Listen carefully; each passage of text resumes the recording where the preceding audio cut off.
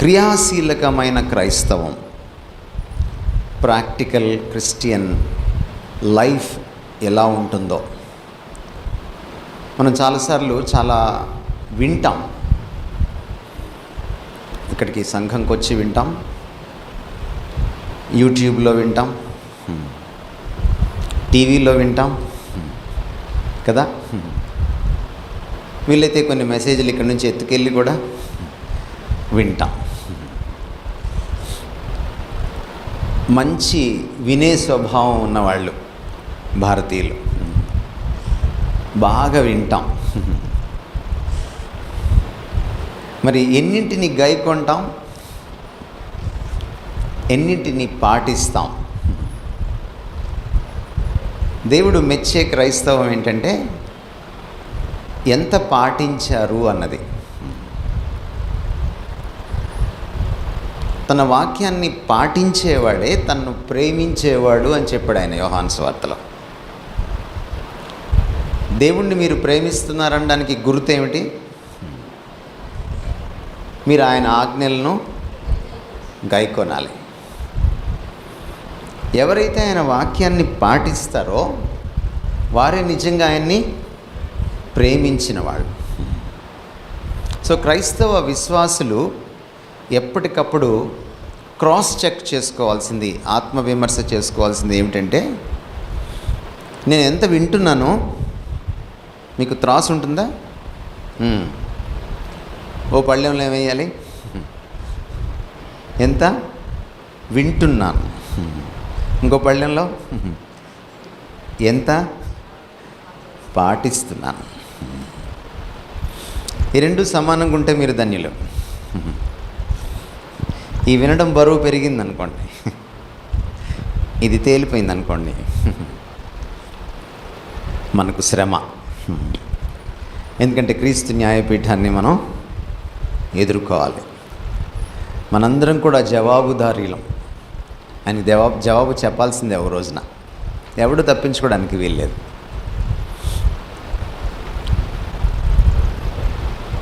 నాణ్యమైన క్రైస్తవం ఎక్కడి నుంచి వస్తుందంటే, పక్కింట్లో ఏం జరుగుతుంది, పక్క చర్చిలో ఏం జరుగుతుంది అని ఆలోచించడం వల్ల రాదు. లేకపోతే చర్చ్లో కూర్చున్న పక్క అక్క, పక్క చెల్లి, పక్క తమ్ముడు, పక్క అన్న ఏం చేస్తున్నాడు అని అనుకుంటే రాదు. అది ఆత్మవిమర్శతో ఆరంభం అవుతుంది. యేసుక్రీస్తు వారు విమర్శించొద్దని చెప్పలా.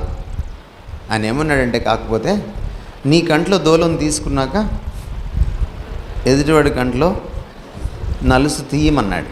తీయొద్దు అనలా, నీకెందుకో అనలేదు. ముందు నీ కంట్లో ఆయన మాట్లాడేటప్పుడు ఆయన ఉపయోగించినటువంటి పోలిక వస్తువులు చాలా మాట్లాడతాయి. మన కంట్లోనట దూలమట, వాళ్ళ కంట్లోనట నలుసట. కానీ మనకి విమర్శలో ఎలా కనపడుతుంది? మన కంట్లో ఏమో నలుసులా కనపడుతుంది మన తప్పు, అవతల వాళ్ళ తప్పులేమో దూలాల్లా కనపడిపోతాయి. అలా వద్దు అన్నాడు ప్రభు. సో ఈ రాత్రి కూడా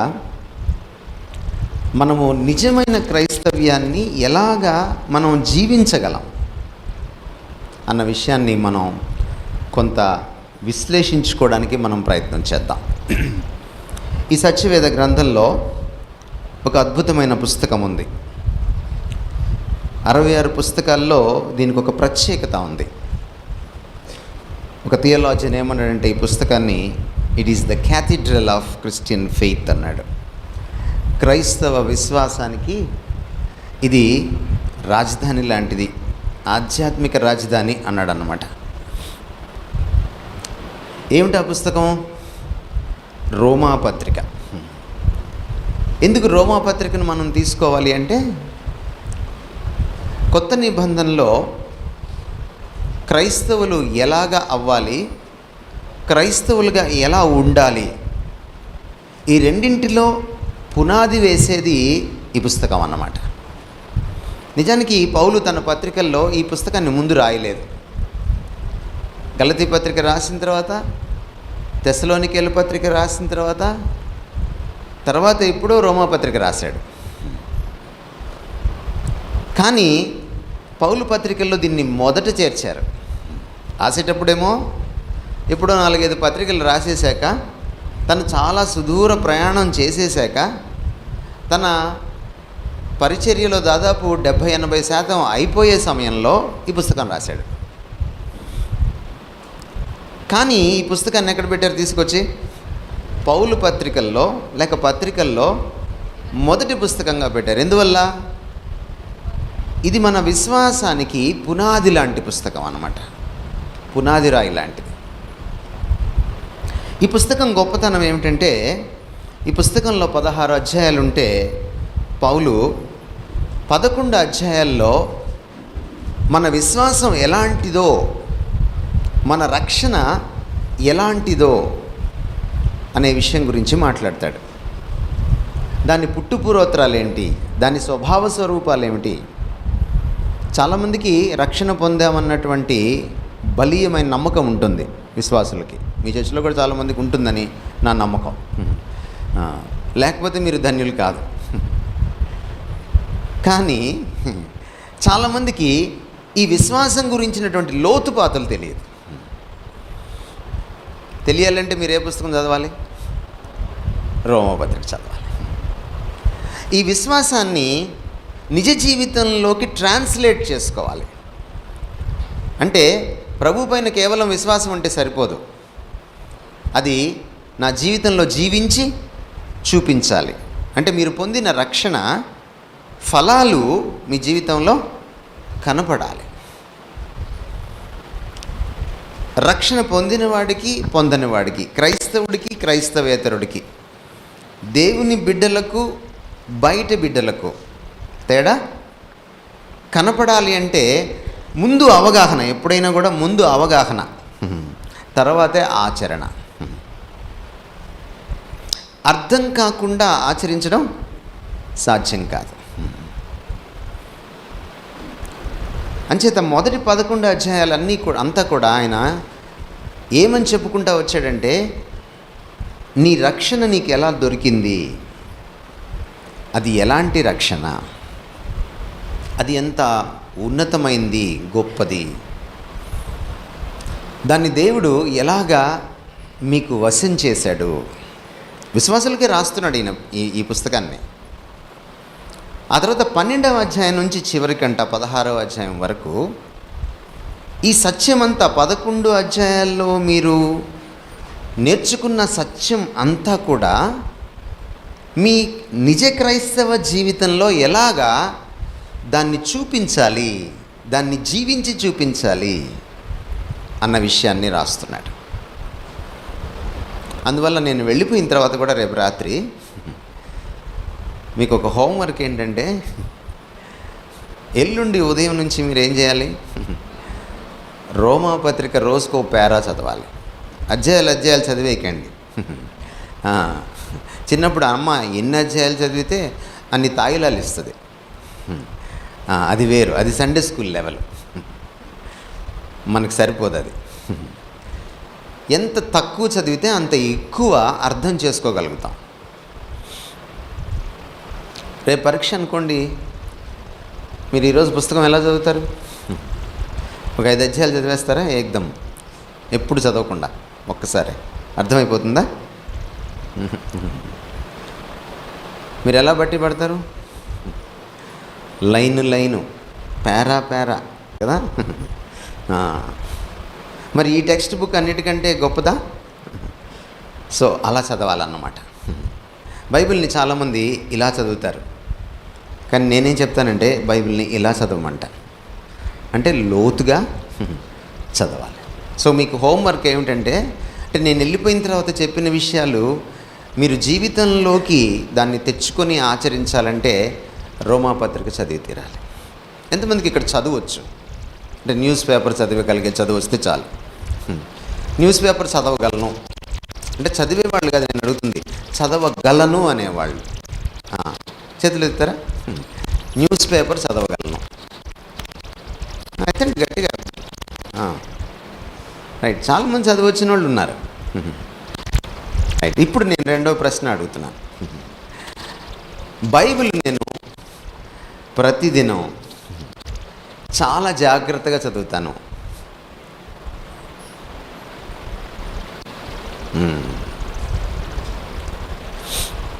దించేసేయండి. బైబిల్లో ఒక మాట ఉంది, మేలైనది చేయనెరిగియు చేయని ఎడల. బైబిల్ చదవనెరిగియు చదవడం వచ్చియు చదవని ఎడల మీ ఇష్టం. ఇది చదవకపోతే ఎదుగు పొదుగు ఉండదు. దీన్ని పేతురు ఏమన్నాడంటే పాలు అన్నాడు దీన్ని. చిన్నపిల్లలు ఎలా ఎదుగుతారు? అప్పుడే పుట్టిన చంటి బిడ్డలు మాంసం మొక్కేసేస్తారా నోట్లో? పాల వల్ల, పాలు పోషకాహారం, సంపూర్ణ పోషకాహారం అని కూడా చెప్తాం మనం. ఏమండి? ఆ పాలతో పోల్చాడు అన్నమాట దీన్ని. ఎవరైతే దీన్ని చదవడం నిర్లక్ష్యం చేస్తారో వాళ్ళకి క్రైస్తవ జీవితం, మీరు ఎన్ని ప్రసంగాలైనా వినండి, మీకు ఇంకొక మాట కూడా ఇక్కడ చెప్పాలి. మీరు ఎవరినైనా ప్రేమించారంటే వాళ్ళ మాట వినడానికి మీరు చాలా ఆశ చూపిస్తారు. Yes or no? మీకు ఎవరైనా ఇష్టం లేదనుకోండి, వాళ్ళ మాటను మీరు ఎలా వింటారు? వాళ్ళు మాట్లాడుతున్నప్పుడు మీ ముఖం చూస్తే చాలు. మీరు విశ్వాసులైతే మీరు అందరికంటే ఎక్కువ ఎవరిని ప్రేమించాలి? మరి దేవుణ్ణి ప్రేమించారంటే ఇంకొక గుర్తు ఏంటి? ఇందాక ఒక గుర్తు చెప్పాను కదా, ఇంకొక గుర్తు ఏంటి? ఆయన మాట వినడానికి మీరు ఉవ్విళ్ళూరుతారన్నమాట, తహతహలాడతారన్నమాట. సో రోమాపత్రిక మన పాఠ్యం అన్నమాట, మన టెక్స్ట్ బుక్ అన్నమాట ఈ 2 రోజులు. రోమాపత్రిక ఎవరికి రాశాడు అని అంటే తాను స్థాపించని ఒక సంఘానికి రాశాడు. ఆయన అప్పటికి ఇంకా ఆ సంఘానికి వెళ్ళలేదు, ఆ సంఘాన్ని స్థాపించలేదు కూడా. బహుశా యెరూషలేములో సంఘం కేంద్రీకృతమైనప్పుడు వాళ్ళ మీదకి విపరీతంగా శ్రమ, హింస వచ్చి పడ్డప్పుడు, ప్రాణాలు అరచేతిలో పట్టుకొని తలో దిక్కుకి పారిపోయినప్పుడు, విశ్వాసులు స్టెఫెన్ను చంపేసినప్పుడు ప్రపంచం నలుమూలల్లోకి సంఘం చెదిరిపోయి చిన్న చిన్న సంఘాలుగా ఏర్పడిపోయింది. మేబీ అలా ఏర్పడి ఉండొచ్చు, లేక పేతురు మహాశయుడు ముందుగానే వెళ్ళి ఆయన యొక్క చొరవ వల్ల కూడా ఏర్పడి ఉండవచ్చు, మనకు తెలియదు. మొత్తం మీద ప్రపంచం మొత్తానికి కేంద్రం అయినటువంటి, రాజధాని అయినటువంటి, వరల్డ్స్ క్యాపిటల్, ప్రపంచ రాజధాని అయినటువంటి రోమ్ నగరంలో ఒక అద్భుతమైన సంఘం ఏర్పడింది. ఆ సంఘంలో రోమీయులైన క్రైస్తవులు, అంటే రోమా సంస్కృతి నుంచి, మతం నుంచి వచ్చిన వాళ్ళు, అలాగే యూదు సంస్కృతి మతం నుంచి వచ్చినటువంటి యూదులైన క్రైస్తవులు. మీ దగ్గర కూడా చాలామంది ఉన్నారు కదా, హైందవ నేపథ్యం నుంచి వచ్చినటువంటి క్రైస్తవులు ఉన్నారు కదా, అలా అన్నమాట. అక్కడ విశ్వాస గుంపుగా ఉన్నారు. సో వాళ్ళకి రాస్తున్నాడు అన్నమాట ఇది. ఎలా వస్తుంది దేవుడు ఆశించినటువంటి ఈ గొప్ప క్రైస్తవ జీవనం? వాక్యానికి అనుగుణమైన, దేవుడు ఎందుకు రక్షించుకున్నాడో ఆ ఉద్దేశాలకు అనుగుణమైన క్రీస్తు లాంటి క్రైస్తవ జీవితం మనకు ఎలా వస్తుంది? ఈ పత్రిక చెప్తుంది మనకి. ఒక అసలు సిసలైనటువంటి, క్రియాశీలకమైనటువంటి, క్రియారూపకంగా ఉండేటువంటి, మన క్రియల్లో కనపడేటువంటి నిజమైన క్రైస్తవ జీవితాన్ని మనం ఎలా అలవర్చుకోగలం అన్నది ఈ రాత్రి ప్రశ్న. మీకు మొదటి విషయం చెప్తున్నాను. దానికి మొదటి విషయం ఏమిటంటే, మిమ్మల్ని ఎవరు పిలుచుకున్నారో క్రైస్తవులుగా ఉండడానికి. ఒక క్షణం ఆగి మిమ్మల్ని అడగాలి, మీకు ఇక్కడ ఎవరైనా ఉన్నవాళ్ళు నాకు క్రైస్తవులు అంటే నిర్వచించగలరా? నిర్వచనం.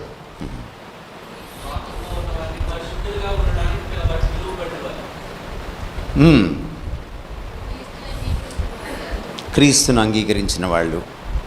ఇంకా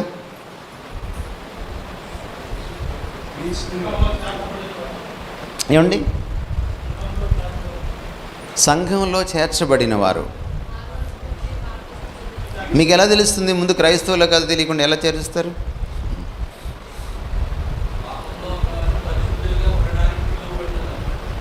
ఓకే,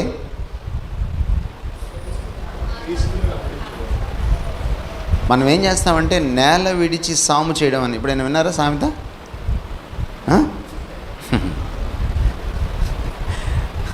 వ్యవసాయం ఎక్కడ చేస్తారు సార్?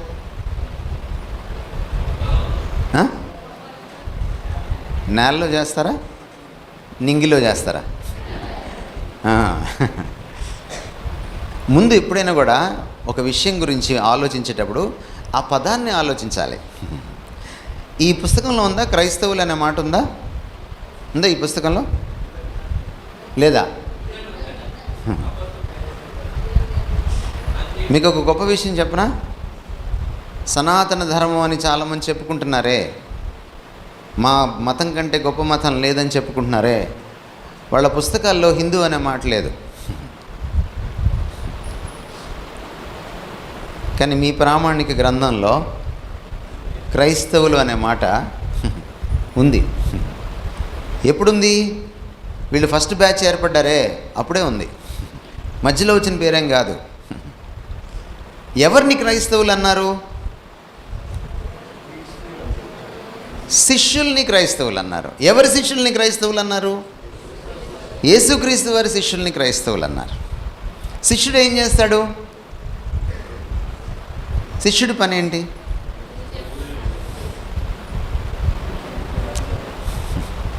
శిష్యుడు అంటే మీకు తెలియదేమో బహుశా, స్టూడెంట్ కదా.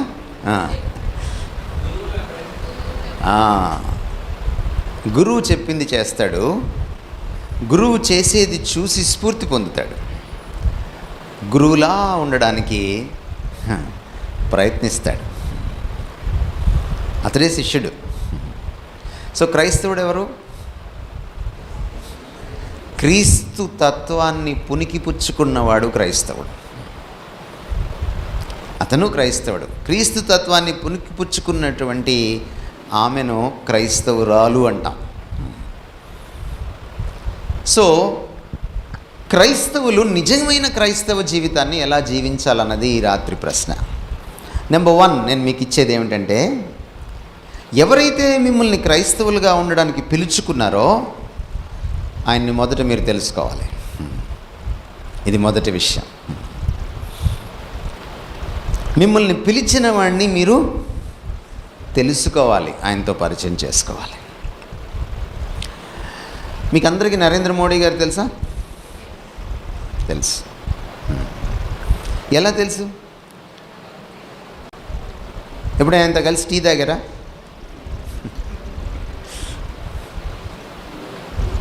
అలా తెలుసా? అలా తెలియదు. మరి ఎలా తెలుసు? ఏమండి? ఎక్కడో పేపర్లో చూసి, ఎక్కడో ఎవరో చెబితే, ఎక్కడో టీవీలో చూసి. మీకు క్రీస్తు ఎలా తెలుసు? ఎవరో చెబితే తెలుసా, లేక వ్యక్తిగతంగా తెలుసా? ఇది ప్రశ్న. ఇప్పుడు మీరు నరేంద్ర మోడీ గారు నాకు తెలుసు అన్నారనుకోండి, మిమ్మల్ని చూసి ఆయన గుర్తుపట్టాలి కదా.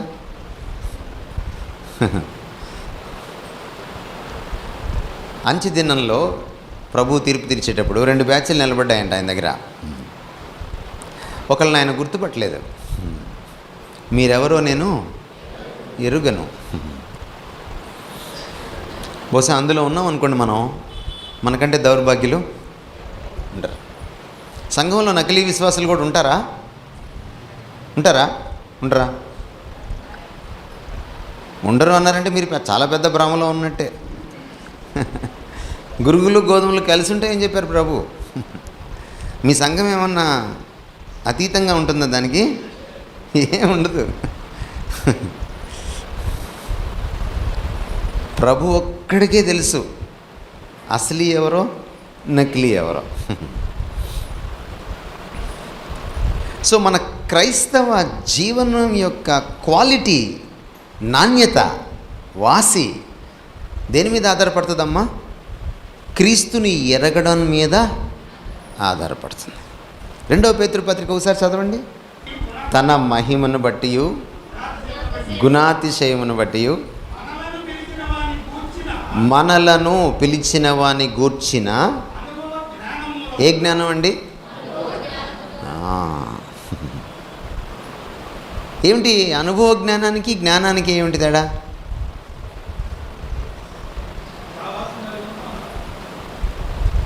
జ్ఞానం ఎవరిని చెప్తే కూడా తెలుస్తుంది, పుస్తకం చదివితే కూడా వస్తుంది, టీవీ చూస్తే కూడా వస్తుంది, యూట్యూబ్లో ప్రసంగం వింటే కూడా వస్తుంది. అనుభవ జ్ఞానం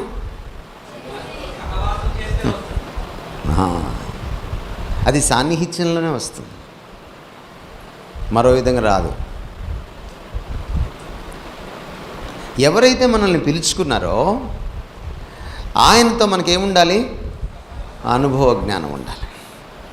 ఈ అనుభవ జ్ఞానం ద్వారాట మనం లోకమందున్న భ్రష్టత్వాన్ని తప్పించుకుంటాం అంటాడు. తర్వాత 4వ వచనంలోకి వెళ్ళేటప్పటికి తప్పించుకోవడమే కాదు, చివరికి ఆయన స్వభావంలాగా మారిపోతాం. ఆయన స్వభావంలో మనము భాగస్వాములమవుతాం, పాలివారమవుతాం అంటాడు. క్రైస్తవుడి జీవితం ట్రాన్స్ఫార్మ్ అవ్వడానికి, రూపాంతరం చెందడానికి మొట్టమొదటి విషయం ఏమిటండి? నీ దేవుణ్ణి నువ్వు సన్నిహితంగా ప్రతిదినం ఎరగాలి.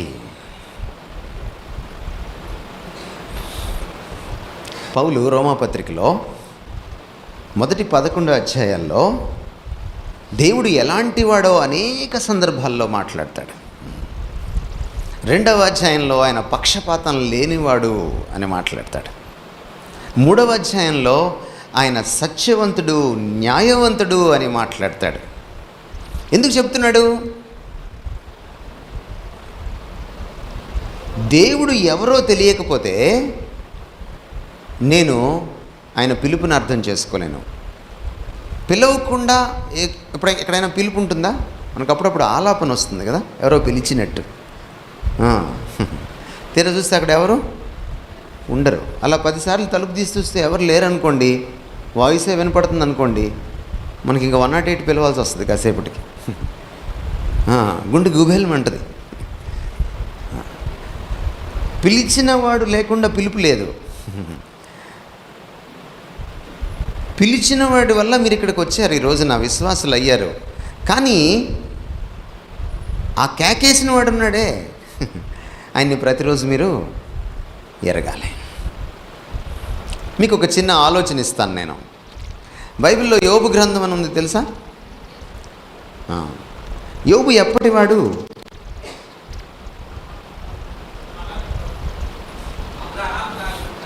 మేబీ అబ్రహాం కంటే ముందటి వాడేమో, తెలీదు. కానీ యోబు ప్రత్యేకత ఏమిటో తెలుసా? యోబు ఈ భూమి మీద జీవించే నాటికి కనీసం పాత నిబంధన కూడా రాయలేదు. బైబిల్లోని 66 పుస్తకాల్లో ఒక పుస్తకం కూడా రాయలేదు. కానీ యోబుకి కష్టం వస్తే యోబు ఏమన్నాడు తెలుసా? నా విమోచకుడు సజీవుడని నేను ఎరుగుదును. ఎరుక. ఎలా తెలుసు ఆయనకి? పాస్టర్ గారు లేరు, ఆనంద్ గారు ఉన్నారు అప్పుడు లేరు, యేసుప్రభు ఉన్నారు అప్పుడు ఆయన ఇంకా రాలేదు, పోనీ అపోస్తలు ఉన్నారా? లేదు. మోషే లాంటి ప్రవక్తలు ఉన్నారా? లేరు. మరి ఎలా తెలిసింది ఆయనకి? వ్యక్తిగతమైన సాన్నిహిత్యం. దీన్నే రిలేషనల్ నాలెడ్జ్ అంటాం. సంబంధంలో పుట్టే జ్ఞానం. మీకు ఎలా చెప్పాలంటే మీకు అర్థమయ్యేటట్టు, ఇక్కడ తల్లులకి అర్థమవుతుంది, మహాతల్లులకి అర్థం కాకపోవచ్చు కానీ తల్లులకి మాత్రం అర్థమవుతుంది. బిడ్డ పుట్టంగానే వాడికి పాపం భాష రాదు, మాట రాదు, కొన్నిసార్లు శబ్దం కూడా వాడు సరిగ్గా చేయలేడు. కానీ అమ్మకి వాడికి మధ్య అదేమిటో తెలియదు కానీ వాళ్ళిద్దరు సమాచారం ఇచ్చిపుచ్చుకుంటూనే ఉంటారు. వాడికి ఆకలేస్తే వీడికి అర్థమైపోతుంది కదా. అమ్మ ఒళ్ళలోంచి తీసి వేరే ఒళ్ళో పెట్టండి మీరు వాడిని, పాపం వాడికి అప్పటికి ఇంకా మనుషుల్ని గుర్తుపట్టే ఊహ కూడా ఉండదు. ఏం చేస్తాడు వాడు? ఎట్లా తెలుస్తుంది వాడికి?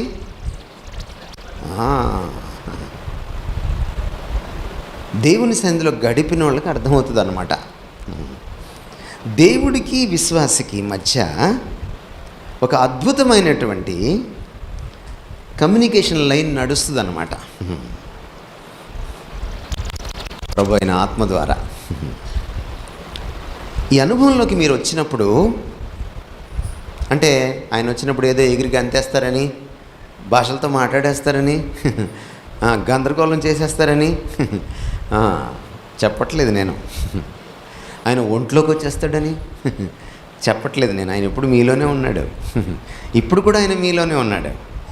కానీ ఆయనతో సాన్నిహిత్యం గురించి మాట్లాడుతున్నాను, ఆయనతో సహవాసం గురించి మాట్లాడుతున్నాను. ఆయనతో మీ అందరికీ సంబంధం ఉంది, కానీ సహవాసం ఉందా?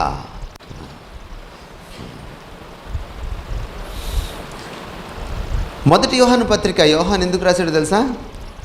ఇందుకోసమే రాశాడు. మా సహవాసం అయితే తండ్రితోనూ ఆయన కుమారుడైన యేసుక్రీస్తుతోనూ, ఇలాంటి సహవాసం మీకు కూడా ఉండాలని నేను ఈ పత్రిక మీకు రాస్తున్నాను. కొంతమంది అమ్మ నాన్నతో చాలా క్లోజ్గా ఉంటారు పిల్లలు, కొంతమంది అమ్మ నాన్నతో అసలు బొత్తిగా మాట్లాడరు. అమ్మ నాన్నతో మాట్లాడిన వాడికి అమ్మ నాన్నతో చాలా క్లోజ్గా ఉండేవాడికి ఒకే సంబంధం ఉంటుందా ఉండదా? అమ్మ నాన్నతో సంబంధం ఒకటే.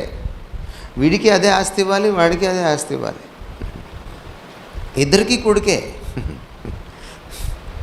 కానీ ఏం లేదు, సంబంధం ఉంది కానీ సహవాసం లేదు. ఈ రాత్రి మీకేం గుర్తు చేస్తున్నానంటే, నేను మీరు దేవుడితో ఏకాంతంగా ఎంతసేపు ఉంటారు, ఏం మాట్లాడతారు? కొంతమందికి దేవుడి సన్నిధికి వెళ్ళి లబా లబా లబా మాట్లాడుతూ ఉంటారు, వాళ్ళకి దేవుడు అర్థం కాడు. బైబిల్లో ఒక మంచి మాట ఉంది, ఊరకుండుడి నేను దేవుడనని తెలుసుకొనటి. మీకు ఎప్పుడైనా ప్రార్థనలో సైలెన్స్ మెయింటైన్ చేయడం తెలుసా? ఆత్మస్వరాన్ని ఆత్మలో అంతరాత్మలో వినడం తెలుసా?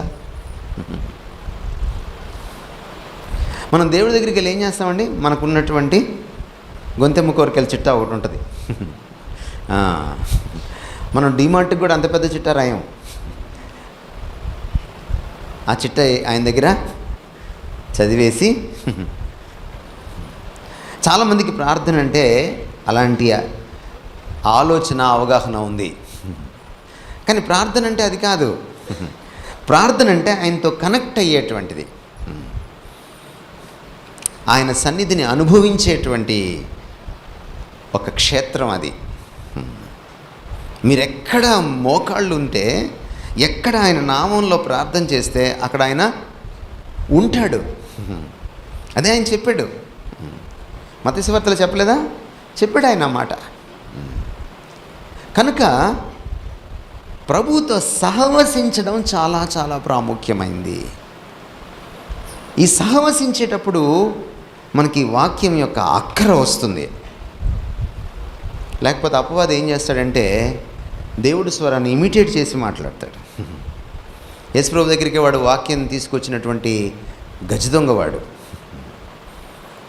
ఎవరైతే వాక్యం రాయించారో ఆయన దగ్గరికే వాక్యాన్ని తీసుకొని వెళ్ళినటువంటి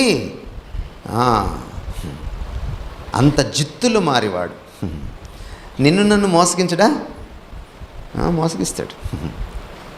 కాబట్టి మీరేం చేయాలి? మీ ప్రతి అనుభవాన్ని దీంతో సరిపోల్చుకోవాలి. ఇదే ప్రమాణం. ఒకవేళ మీ అనుభవాలు దీనికి విరుద్ధంగా ఉంటే అది క్రీస్తుతో మీ అనుభవం కాదు, అది మిమ్మల్ని ఎవరో భ్రమింపచేయు ఆత్మ మిమ్మల్ని మభ్యపెడుతున్నాడు అని అర్థం. సో మొదటి విషయం ఏమిటంటే, పౌలు చెప్తున్నాడు మొదటి 2వ అధ్యాయం 3వ అధ్యాయంలో దేవుని స్వభావాన్ని ఆయన ఏకరువు పెడుతున్నాడు. ఎందుకంటే రక్షణ గురించి అర్థం చేసుకోవాలన్నా, రక్షణకు తగ్గట్టుగా జీవించాలన్నా మొదట మనకి రక్షణనిచ్చిన వాడిని అర్థం చేసుకోవాలి, ఆయన్ని అనుభవించాలి. మీకు ఇంకొక మాట కూడా ఇక్కడ చెప్పాలి, నేను నెక్స్ట్ పాయింట్లోకి వెళ్ళకముందు.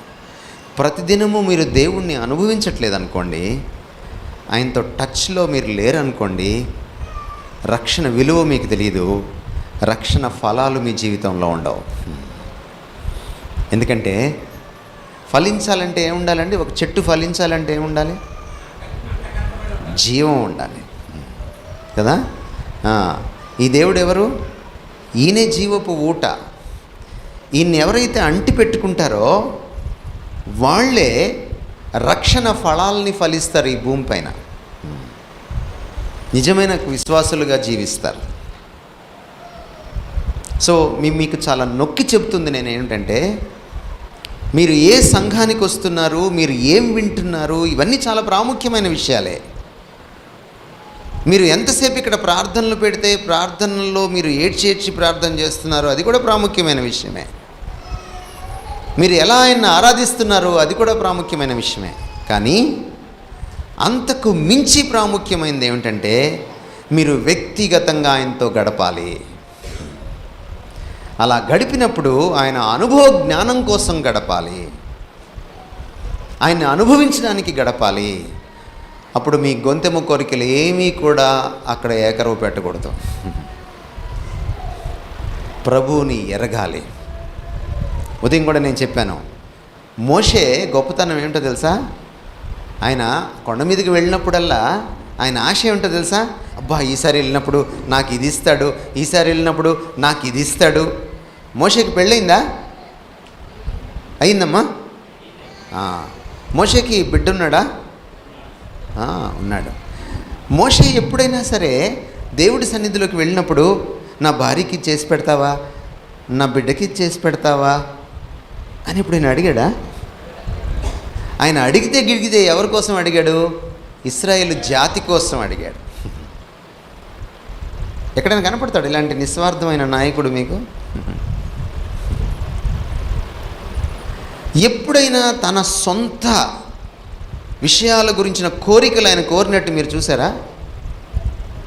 నిర్గమకాండం 3వ అధ్యాయంలో ఆయన ప్రయాణం ఆరంభమైంది దేవుడితో సహవాసం, మండుచున్న చిన్న పొద. నిర్గమకాండం 33వ అధ్యాయంకి వచ్చేటప్పటికి 30 అధ్యాయాలు దాటేటప్పటికి ఆయన దేవుడితో స్నేహం చేయడం మొదలెట్టాడు. ముఖాముఖిగా స్నేహితుని వల్లే దేవుడు ఆయనతో మాట్లాడడం మొదలెట్టాడు. అంత క్లోజ్ అయిపోయాడు. క్లోజ్ అయిపోయిన తర్వాత కూడా ఆయనలో ఇంకా ఒక కోరిక మిగిలింది, నేను దేవుణ్ణి ఇంకా చూడాలి, దయచేసి నీ మహిమ నాకు చూపు. ఆయన అడుగుతున్న తీరు చూడండి, దయచేసి నీ మహిమ నాకు చూపు.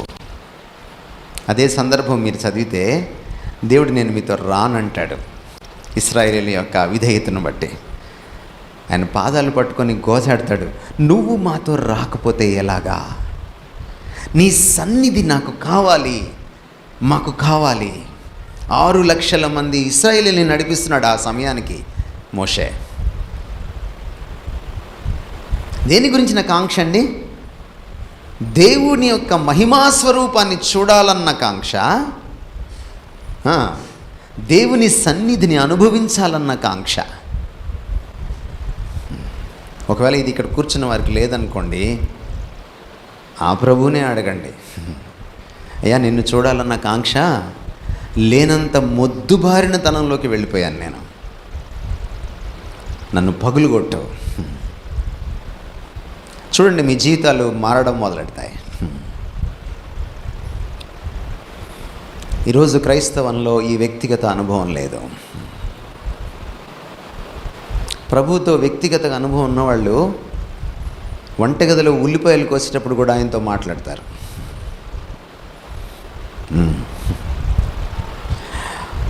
ఆఫీస్లో పేపర్ మీద సంతకం పెట్టేటప్పుడు కూడా ఆయనతో మాట్లాడతారు.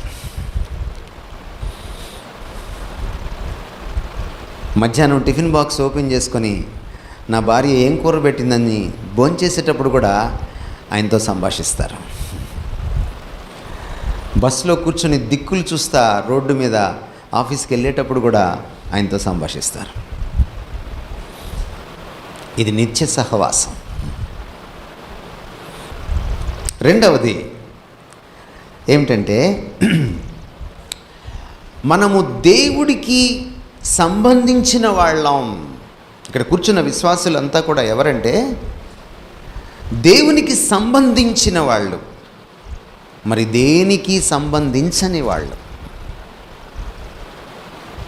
ఎంత మీరు దేవునికి సొంతం అయిపోయారంటే మీకు కూడా మీరు సొంతం కాదు. చెప్పాడా పౌలు ఈ మాట? మీరు మీ సొత్తు కారు. ఎంతమంది క్రైస్తవులకి ఇక్కడ స్వార్థపరమైన కోరికలు ఉన్నాయి?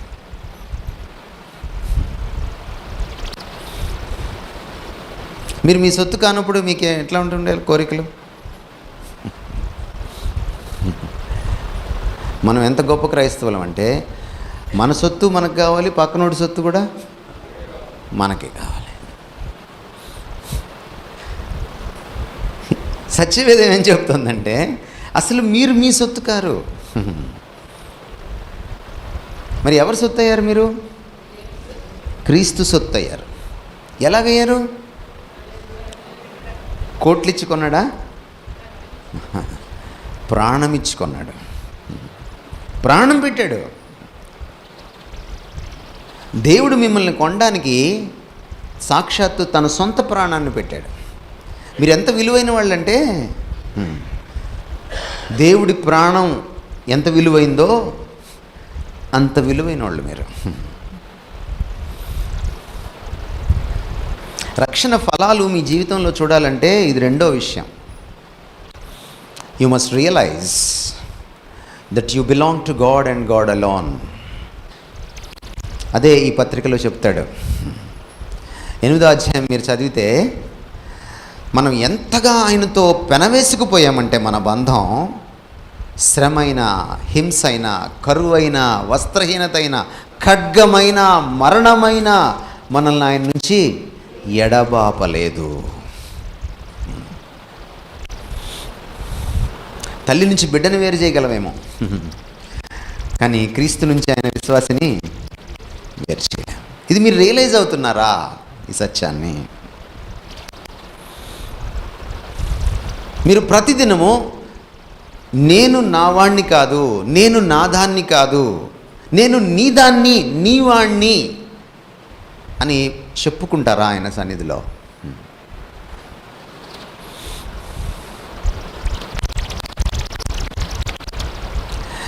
యెషయా చూసిన దర్శనం 6వ అధ్యాయం యెషయా గ్రంథంలో కనబడుతుంది. దర్శనం చూడకముందు యెషయా ఒక ఎత్తు, దర్శనం చూసిన తర్వాత యెషయాలో మార్పు, అది మరో ఎత్తు. ఎప్పుడైతే ఆయన ప్రభువుని చూశాడో తన లేమిని, తన కొరతను, తన చాలనితనాన్ని ఆయన తెలుసుకున్నాడో, ప్రభు ఔన్నత్యాన్ని, ఉత్కృష్టతను, వైభవాన్ని, మహత్యాన్ని ఆయన ఎరిగాడో, యెషయా ఏమన్నాడు తెలుసా? ఇదిగో నేనున్నాను, ఇక నేను నాకు సంబంధించినోడిని కాదు, ఈ నేను నీకు ఇచ్చేస్తున్నాను, నా అహాన్ని నీ పాదపీఠం దగ్గర గిరవాట వేస్తున్నాను, నన్ను వాడుకో. విశ్వాసం అంటే ఏంటో చెప్పనా? నిన్ను నువ్వు సంపూర్తిగా క్రీస్తు వశం చేసుకోవడం, అది విశ్వాసం. యోహాను సువార్త 2:24, 23. అనేకులు ఆయన అద్భుతాలను చూసి ఆయన్ను విశ్వసించినప్పుడు వారి విశ్వాసాన్ని ఆయన ఖాతరు చేయలేదు, లెక్కించలేదు. పరిగణలోకి తీసుకోలేదు. తన్ను వారి వశము చేసుకొనలేదని రాయబడింది. ఎందుకో తెలుసా? వాళ్ళకి కావాల్సింది ఆయన అద్భుతాలే తప్ప ఆయన కాదు. నిజమైన విశ్వాసి ఆయన్ను కోరుకుంటాడు, ఆయన ఇచ్చే వాటికంటే కూడా. మీ అమ్మ నాన్న మీరు పెరిగి పెద్దవాళ్ళు అవుతున్నప్పుడు చాలా గిఫ్ట్లు కొనిస్తారు మీకు.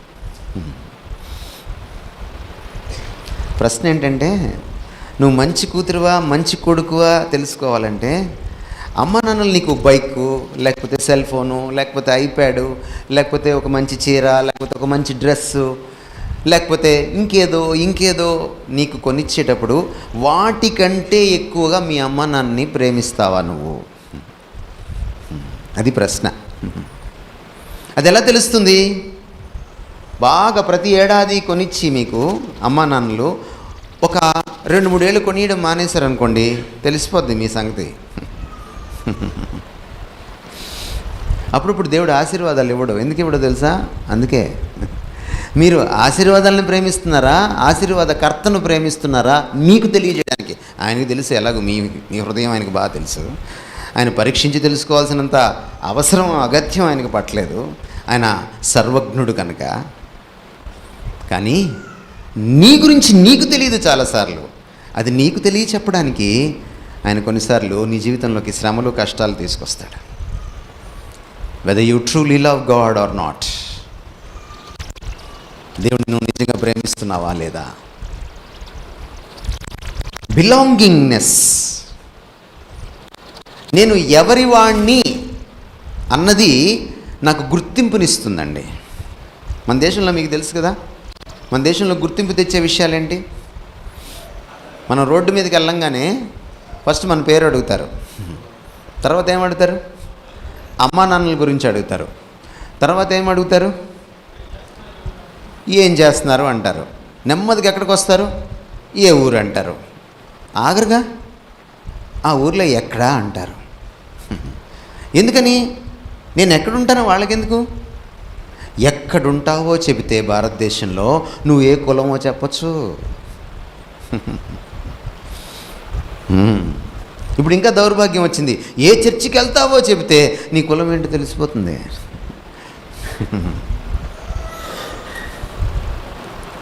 కొన్నిసార్లు నీ ఇంటి పేరు అడిగి నీ కులం ఏంటో తెలుసుకుంటారు.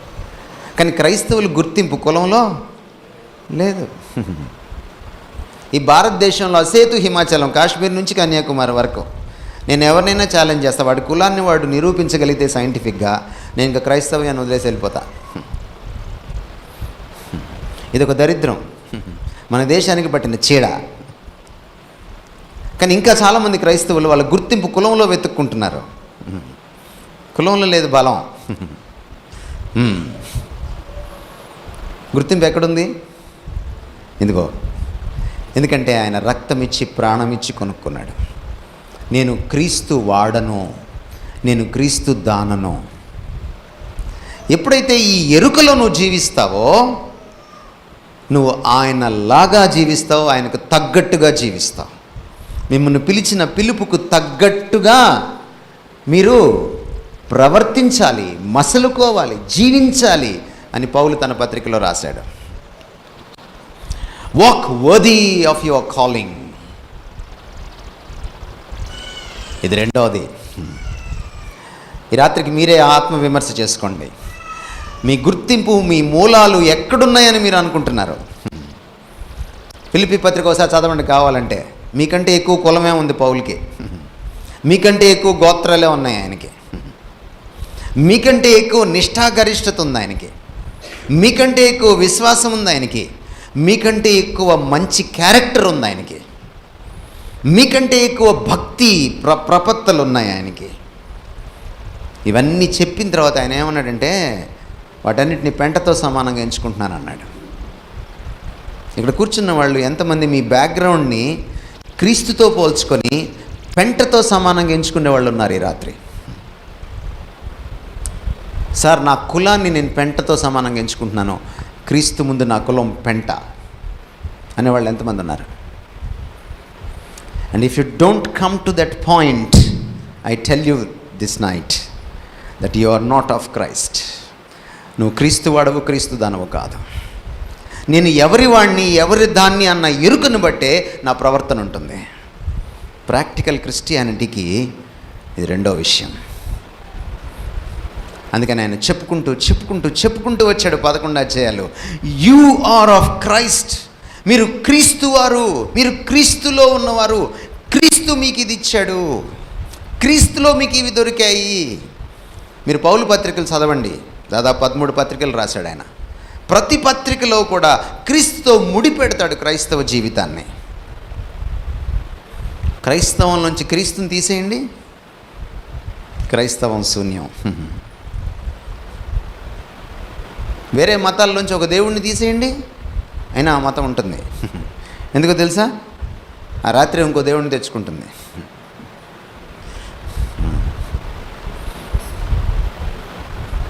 ఇందాక మీరు చదివారు 2 పేతురు పత్రికలో, అక్కడ విశ్వాసానికి ఒక విశేషణం తగిలించాడు పేతురు.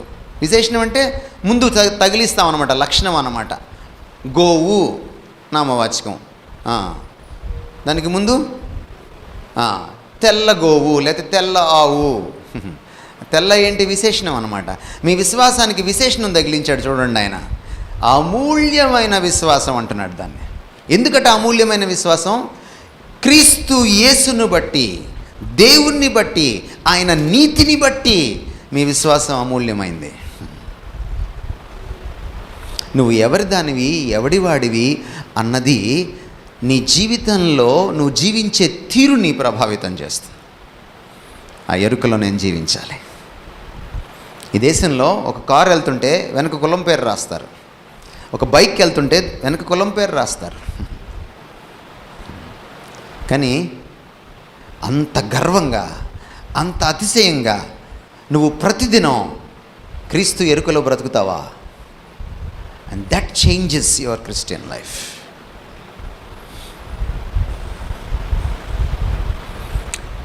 మూడో విషయం, మన క్రైస్తవ జీవనానికి స్ఫూర్తి, అంతేకాదు మన క్రైస్తవ జీవనానికి బ్లూ ప్రింట్ క్రీస్తేనట. 8వ అధ్యాయంకి వచ్చి మీరు చూస్తే రోమాపత్రికలో మీకు బాగా చిరపరిచితమైనటువంటి ఒక వచనం మీరు చెప్పగలరా? దేవుని ప్రేమించు వారికి అనగా ఆయన సంకల్పము చొప్పున పిలువబడిన వారికి ఏంటట? సమస్తము సమకూడి జరుగుతాయట. ఏం కలగడానికట?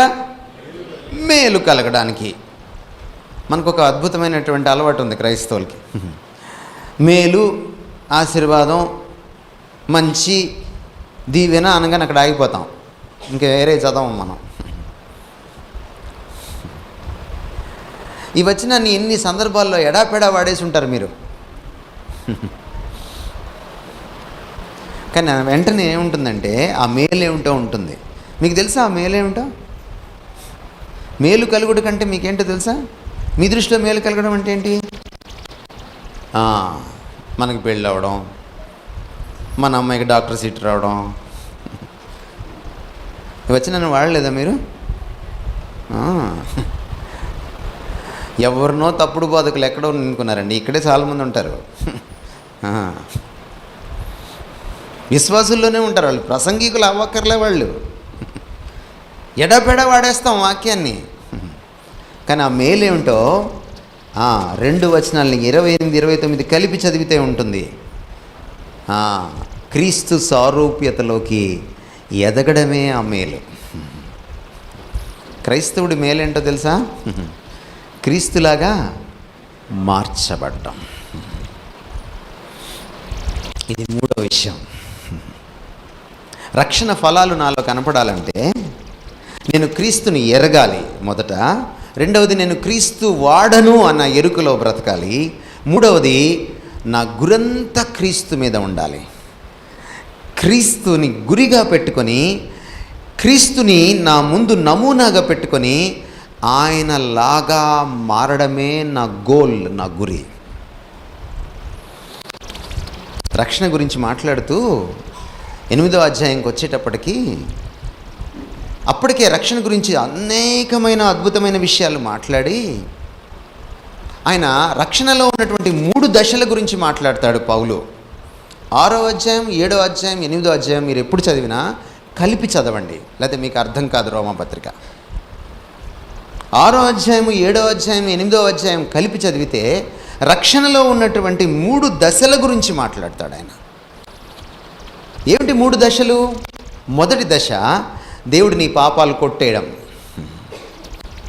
2వ దశ దేవుడు నిన్ను పవిత్రుడిగా పవిత్రురాలిగా మారుస్తూ ఉండడం. 3వ దశ అచ్చం క్రీస్తులాగా నిన్ను తయారు చేసేయడం. ఈ మొదటి దశను నీతిమంతులుగా నిర్దోషులుగా మిమ్మల్ని ఎంచడం. తెలుగు బైబిల్లో సరిగా ట్రాన్స్లేట్ చేయలేదు.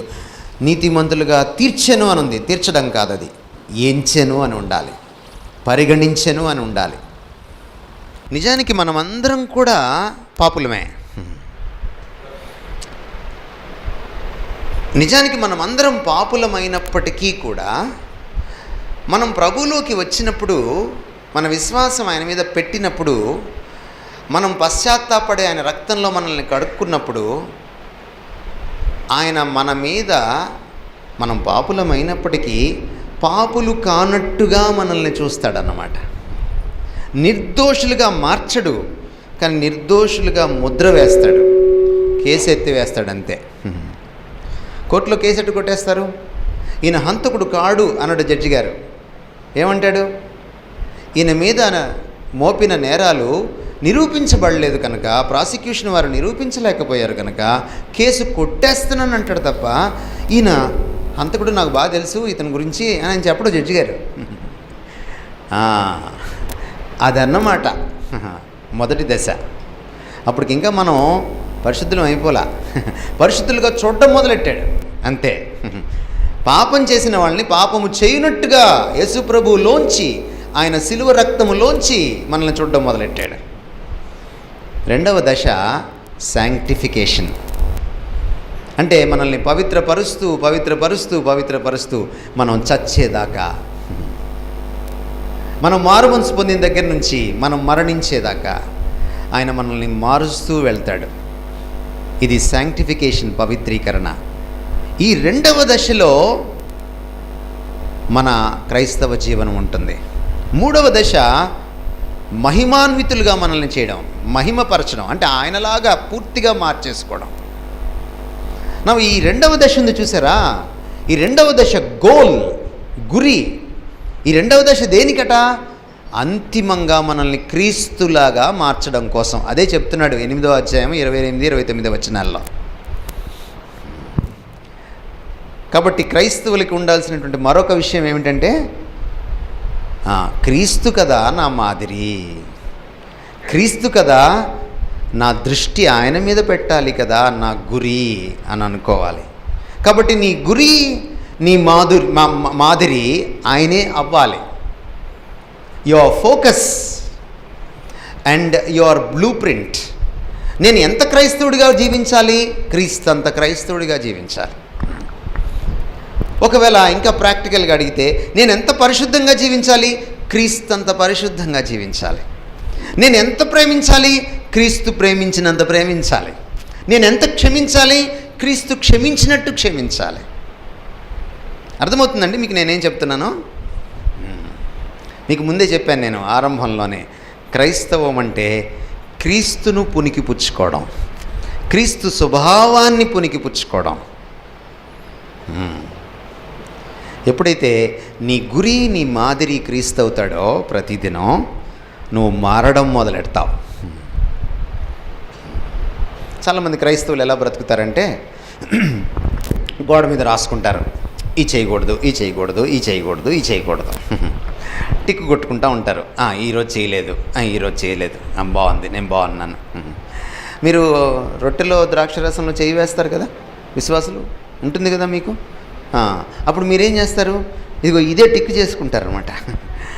ఎట్లా ఉన్నాను, ఎలా జీవించాను, తను తాను పరీక్షించుకున్న వాళ్ళను అనగానే మనం వెంటనే రీల్ వెళ్ళిపోద్ది అనమాట, ఫ్లాష్ బ్యాక్లోకి వెళ్ళిపోతాం మనం ఆ వారం అంతా. కదా. వెళ్ళిపోయి ఏం చేస్తాం, ఇది చేయలేదు, ఇది చేయలేదు, ఇది చేయలేదు అనుకుంటాం మనం.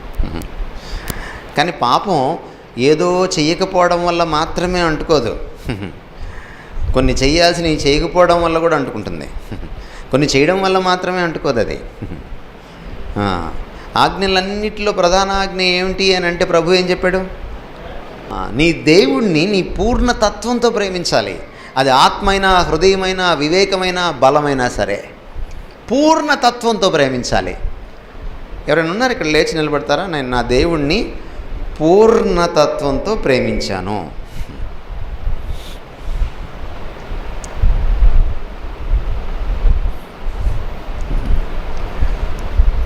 మీకు మీరే మార్కులు వేసుకొని చెప్పగలరా? అంత గుండె ధైర్యం ఉందా మీకు?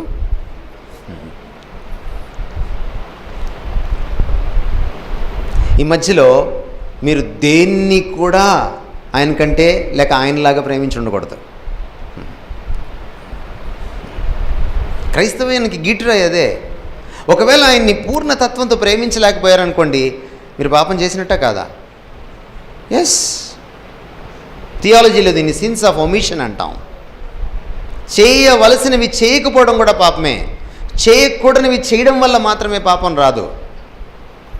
మరి నేను క్రీస్తును గురిగా, మాదిరిగా పెట్టుకున్నప్పుడు నాకేమిటి లాభం? ఒకటి, ఆయన్ని గురిగా పెట్టుకున్నప్పుడు, ఆయన్ని మాదిరిగా పెట్టుకున్నప్పుడు మొదటి లాభం ఏంటంటే నాకు స్ఫూర్తి వస్తుంది. తెలుగులో స్ఫూర్తి అంటే మీకు తెలుసా? మీకు సత్యమూర్తి, కృష్ణమూర్తి తెలుసుంటాయి బాగా. స్ఫూర్తి అంటే ఏమిటి? ఇన్స్పిరేషన్. పరిశుద్ధంగా జీవించాలంటే, మంచిగా జీవించాలంటే, మంచిగా ప్రేమించాలంటే మనకేం కావాలండి? ఇన్స్పిరేషన్ కావాలి. ఈ లోకంలో ఒకరిని చూపించండి నాకు, మీరు చూసి ఇన్స్పైర్ అయ్యి పరిశుద్ధంగా జీవించడానికి.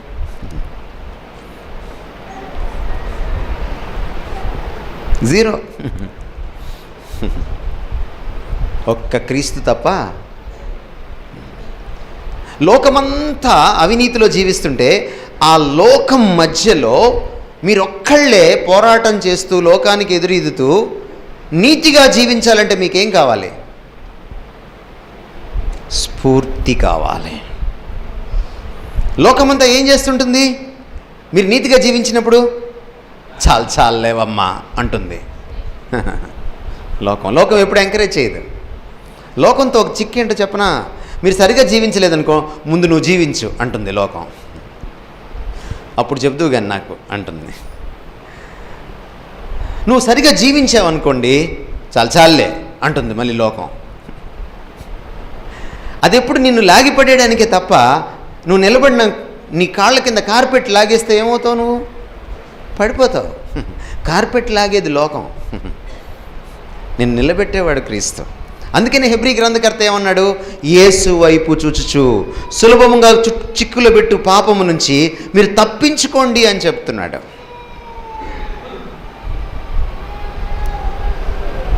క్రీస్తును గురిగా, మాదిరిగా పెట్టుకున్నప్పుడు ఏమవుతుందంటే మొదట స్ఫూర్తి కలుగుతుంది. నెంబర్ 2, రెండవది ఏం తెలుస్తుందంటే నువ్వు ఎలాగ పరిశుద్ధంగా జీవించాలో, ఎలా ప్రేమించాలో, ఎంత పరిశుద్ధంగా జీవించాలో, ఎంత ప్రేమించాలో నీకు అర్థమైపోతుంది. అన్నా, నా భర్త చాలా దుర్మార్గుడు అన్నా, నేను ఎన్నిసార్లు క్షమించాలన్నా? మీ జవాబు ఏం చెప్తారు? క్రీస్తు నిన్ను ఎన్నిసార్లు క్షమించాడో నువ్వు అన్నిసార్లు నీ భర్తని క్షమించు. అంతే.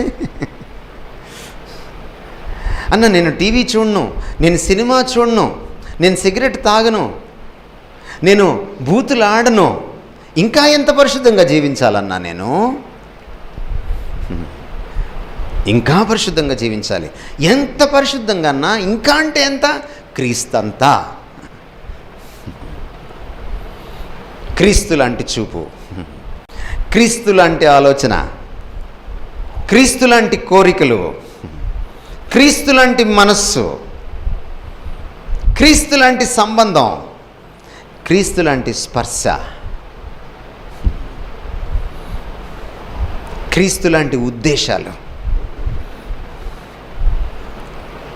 ఒక్క ముక్కలో చెప్పండి పరిశుద్ధత అంటే ఏమిటో అని ఎవరైనా మిమ్మల్ని అడిగితే ఏం చెప్పగలరు? క్రీస్తు లాంటి character. Holiness is Christ likeness. శాంక్టిఫికేషన్లో దేవుడు మనల్ని రక్షించుకొని ప్రతిదినం పవిత్రీకరించేటప్పుడు తన వాక్యంతో మనల్ని కడుగుతాడు, తన రక్తంతో కూడా మనల్ని కడుగుతాడు. క్రీస్తు రక్తంలో మీరు కడుగబడినప్పుడు పాప శిక్ష నుంచి విడుదల పొందుతారు. క్రీస్తు వాక్యంలో మీరు కడుగబడినప్పుడు పాప శక్తి నుంచి మీరు విడుదల పొందుతారు. ఇలా ప్రతిదినం జరిగేటప్పుడు ఎంత పవిత్రతలోకి ఎదగాలి, ఎంత నాణ్యత సంపాదించాలి అంటే క్రీస్తంతా. అందుకని పేతురు రాస్తూ ఏమన్నాడంటే, నేను పరిశుద్ధుడై ఉన్నాను గనుక మీరు పరిశుద్ధులై ఉండి అని రాసిన తర్వాత, అంటే పరిశుద్ధంగా జీవించడానికి స్ఫూర్తిని నేనే అని దేవుడు చెప్తున్నాడు ఇశ్రాయేలీయులతో. నేను పరిశుద్ధుడై ఉన్నాను గనుక, 1 పేతురు పత్రిక 1:15, నేను పరిశుద్ధుడిగా ఉన్నాను గనుక మీరు పరిశుద్ధులై ఉండుడి అని చెప్పిన తర్వాత, నేను పరిశుద్ధుడనై ఉన్న ప్రకారము.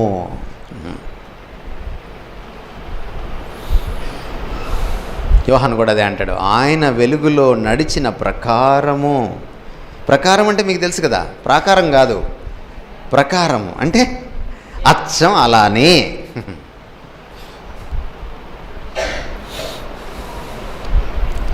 క్రైస్తవ జీవితంలో నాణ్యతకు ఇది మేలు చేస్తుంది. మీరు అలా కాకుండా ఏ ప్రకాష్ అన్ననో లేకపోతే ఏ రాజమండ్రి వెస్లీనో లేకపోతే ఏ పాస్టర్ గారినో నా గురి అని పెట్టుకున్నారా మీరు, అయిపోయారే, అయిపోయింది మీ పని. మీరు హెబ్రీ పత్రిక చదివేటప్పుడు ఎప్పుడు కూడా 12వ అధ్యాయము, ఒట్టి 12వ అధ్యాయం ఎప్పుడు చదవకండి. 11వ అధ్యాయం చదివాక 12వ అధ్యాయం చదవండి, ఎందుకంటే లింక్ మీకు అర్థమవుతుంది. 11వ అధ్యాయంలో ఎవరున్నారు? విశ్వాస వీరులు. వాళ్ళల్లో ఒక్కళ్ళు కూడా ఇక్కడ ఉండరు బహుశా నేటి సంఘాల్లో. అంత గొప్ప గొప్ప వీరులు వాళ్ళు. ఆ వీరుల పేర్లు కొన్ని చెప్పండి మీరు నాకు.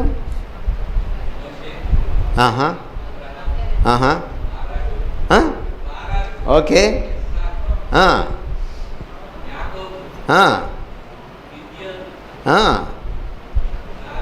మరి ఇంతమంది వీరుల గురించి రాసి,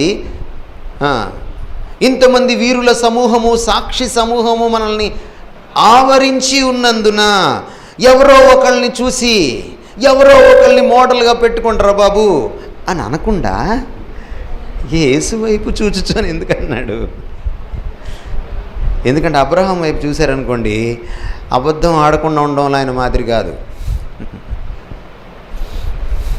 ఆయన విశ్వాసంలో మాదిరే. దావీదు వైపు చూశారనుకోండి, ఆయన స్త్రీల విషయంలో మాదిరి కాదు. మోషే వైపు చూశారనుకోండి, సౌమ్యంగా ఉండడంలో మాదిరి కాదు.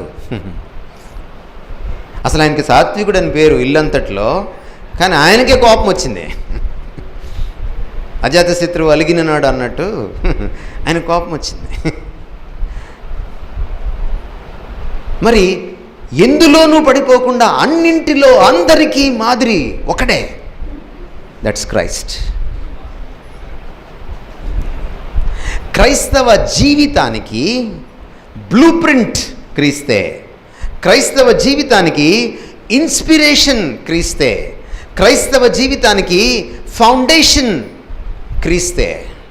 పునాది ఆయనే, గురి ఆయనే, మాదిరి నమూనా ఆయనే, స్ఫూర్తి ఆయనే. అందుకని మీకు బిగినింగ్లో ఒక మాట చెప్పా, మీ క్రైస్తవ జీవితంలో నాణ్యత ఉండాలంటే, రక్షణ ఫలాలు మీరు ఫలించాలంటే ఎవరితో సహవసించమన్నాను? క్రీస్తుతో సహవసించమన్నాను. ఎప్పుడైతే ఈ సహవాసం ఆగిపోతుందో స్ఫూర్తి కూడా ఆగిపోతుంది. ఈ లోకంలో మంచిగా జీవించడానికి స్ఫూర్తి దొరకదు. హత్య చేయడానికి స్ఫూర్తి ఉంటుంది ఈ దేశంలో, ఈ లోకంలో. దొంగతనం చేయడానికి స్ఫూర్తి ఉంటుంది ఈ దేశంలో, ఈ లోకంలో, ఈ సమాజంలో, అన్ని దేశాల్లో కూడా. అబద్ధం ఆడడానికి స్ఫూర్తి దొరుకుతుంది, అపవిత్రతకు స్ఫూర్తి దొరుకుతుంది, కామాతురతకు స్ఫూర్తి దొరుకుతుంది, మోసగించడానికి స్ఫూర్తి దొరుకుతుంది, కళ్ళబొల్లి కబుర్లు చెప్పడానికి స్ఫూర్తి దొరుకుతుంది. కానీ పవిత్రంగా ఉండడానికి మాత్రం స్ఫూర్తి క్రీస్తులోనే దొరుకుతుంది. చాలా ప్రాముఖ్యమైన విషయానికి వచ్చాము ఇప్పుడు. ఇవన్నీ చెప్పుకుంటూ వచ్చి ఒక కీలకమైన విషయాన్ని చెప్తున్నాడు 12వ అధ్యాయంలో. ఏమంటున్నాడంటే, మీ క్రైస్తవం రూపాంతరం చెందాలంటే, అంటే క్రీస్తులాగా, ముందు క్రైస్తవుల మనసు రూపాంతరం చెందాలి అంటున్నాడు 2వ వచనంలో. ఎప్పుడైనా మీరు బైబిల్లో వచనాలు చదివేటప్పుడు అండి, దాన్ని ముందటి అధ్యాయాలు తర్వాతి అధ్యాయాల్ని చదివి క్రోడీకరించుకుని వాటి వెలుగులో వాటితో సంబంధం పెట్టుకుంటూ ముడిపెట్టుకుంటూ ఆ వచనాన్ని చదవాలి. అప్పుడే మీకు ఆ వచనం అర్థమవుతుంది. రోమాపత్రిక 12వ అధ్యాయం 2వ వచనంలో మీరు మనస్సు మారి నూతనపరచబడి రూపాంతరం పొందండి అని అన్నప్పుడు, మనసు ఎందుకు రూపాంతరం పొందాలంటే, మనసు మారకుండా మనిషి మారడు. మనిషి చెడ్డాడంటే అంతకంటే ముందు ఏమి చెడు ఉంటుంది? మనసు చెడు ఉంటుంది.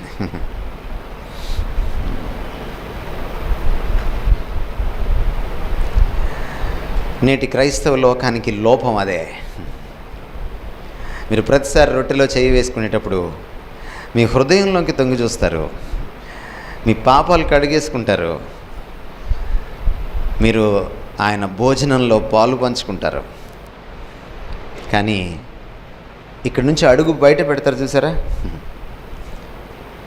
సోమవారం నుంచి శనివారం దాకా ఈ మనసుని తీసుకెళ్ళి ఎక్కడో పెడతారు మీరు.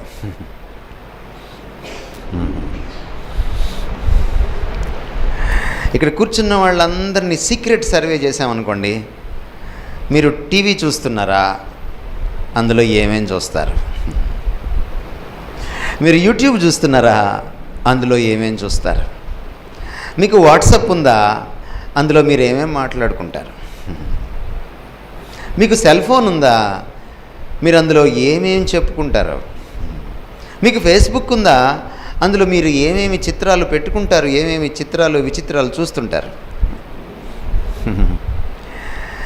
ఇది మీ మనస్సు ఎంత రూపాంతరం చెందుతుంది, ఏ దిశగా రూపాంతరం చెందుతుందో నిర్ణయిస్తుంది. గుర్తుపెట్టుకోండి, రాసుకోండి మీరు కావాలంటే ఎక్కడైనా. నేను చచ్చిపోయేదా తర్వాత కూడా ఇది గుర్తుంటుంది మీకు. ఎందుకంటే నీ మనసుని దేనికి అప్పగిస్తావో దానిలాగా మారిపోతుంది మనసు. అందుకనే అదే వచనంలో కొంచెం ముందు ఏమంటాడంటే, ఈ లోక మర్యాదను అనుసరించి నడుచుకొనక అంటాడు. గ్రీకులో ఏముందో తెలుసా? ఈ లోకం నీ మనస్సుని తన మోసలోకి లాక్కోనివ్వకండి.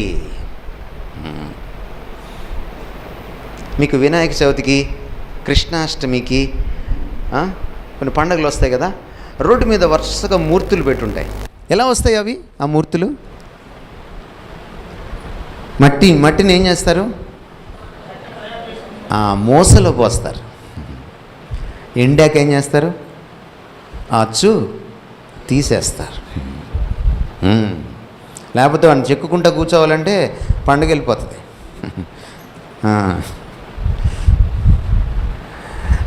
లోకమట, మీరు రోమా 12:2 చదివేటప్పుడు ఎప్పుడైనా ఈ చిత్రం గుర్తుపెట్టుకోండి. లోకము ఈ మనసుని మీరు గాలికి వదిలేశారంటే ఏం చేస్తుందంట? ఆ మనసుని తన మోసలోకి లాగేసుకుంటుంది. కొంతకాలానికి నువ్వు చర్చికి వస్తావు, వాక్యం వింటావు, ఉదయం నుంచి వాక్యం చదువుతావు, ప్రార్థన చేసుకుంటావు, ప్రభురాత్రి భోజనంలో కూడా చేయి వేస్తావు, ఆరాధిస్తావు. కానీ మనసు మాత్రం లోకమే. మీకు ఈ కథ తెలుసా? ఒక తల్లి పావురం పిల్ల పావురాలకి మేతకెళ్ళేటప్పుడు బోయేవాడు వచ్చి పట్టుకెళ్తాడని చెప్పి భయంతో పిల్లలకు ఒక పాట నేర్పించిందంట. ఏమని పాట నేర్పించింది? అమ్మ, బోయేవాడు వస్తాడు, రుకలు వేస్తాడు, నూకలు వేస్తాడు, వల పన్నుతాడు. మీరు నూకల కోసం వెళ్ళకండి, వలలో పడిపోతారు. చెప్తే ఇవి మర్చిపోతాయేమోనని పిల్లలు దానికి పాట కట్టి, తోకలేని పెట్టే 90 ఆమళ్ళు ఇట్లాగా పాట కట్టి, చిట్టి చిల్లకమ్మ లాంటి పాట కట్టి చెప్పిందట వాళ్ళ అమ్మ. ఎందుకంటే పాపం మర్చిపోతాయేమోనని. అవి పాపం పాట బాగా నేర్చుకున్నాయి. ఏమని? బోయేవాడు వస్తాడు, నూకలేస్తాడు, వల పన్నుతాడు, నూకల కోసం కింద వాలద్దు, వాలితే పట్టుకెళ్ళిపోతాడు. ఈ పాట పాడి పాడి పాడి పాడి బాగా అలవాటైపోయింది వీటికి. ఓ నెల అయింది, 2 నెలలు అయింది, 3 నెలలు అయింది. ఓ రోజున సడన్గా బోయేవాడు వచ్చాడు వాళ్ళ అమ్మ మేతకి వెళ్ళినప్పుడు. పాట అలవాటైపోయింది కదా, మనలాగే మన చర్చిలో పాడుతూ ఉంటాం కదా. నువ్వు అలాంటివాడివే, ఇలాంటివాడివే అని పాడతాం. కరోనా రాగం ఇలాంటివాడివి అనుకోలేదయ్యా అంటాం కదా మనం. మన బ్యాచేనమాట ఇది. పాడుకుంటా ఇవన్నీ బోయేవాడు వస్తాడు, నూకలేస్తాడు, వల పన్నుతాడు, నేల మీద వాలకండి, పట్టుకెళ్ళిపోతాయి అని పాడుకుంటూ వాళ్ళని అంట. ఏమర్థమైంది ఈ కథలో నీతి మీకు? ఏమండి?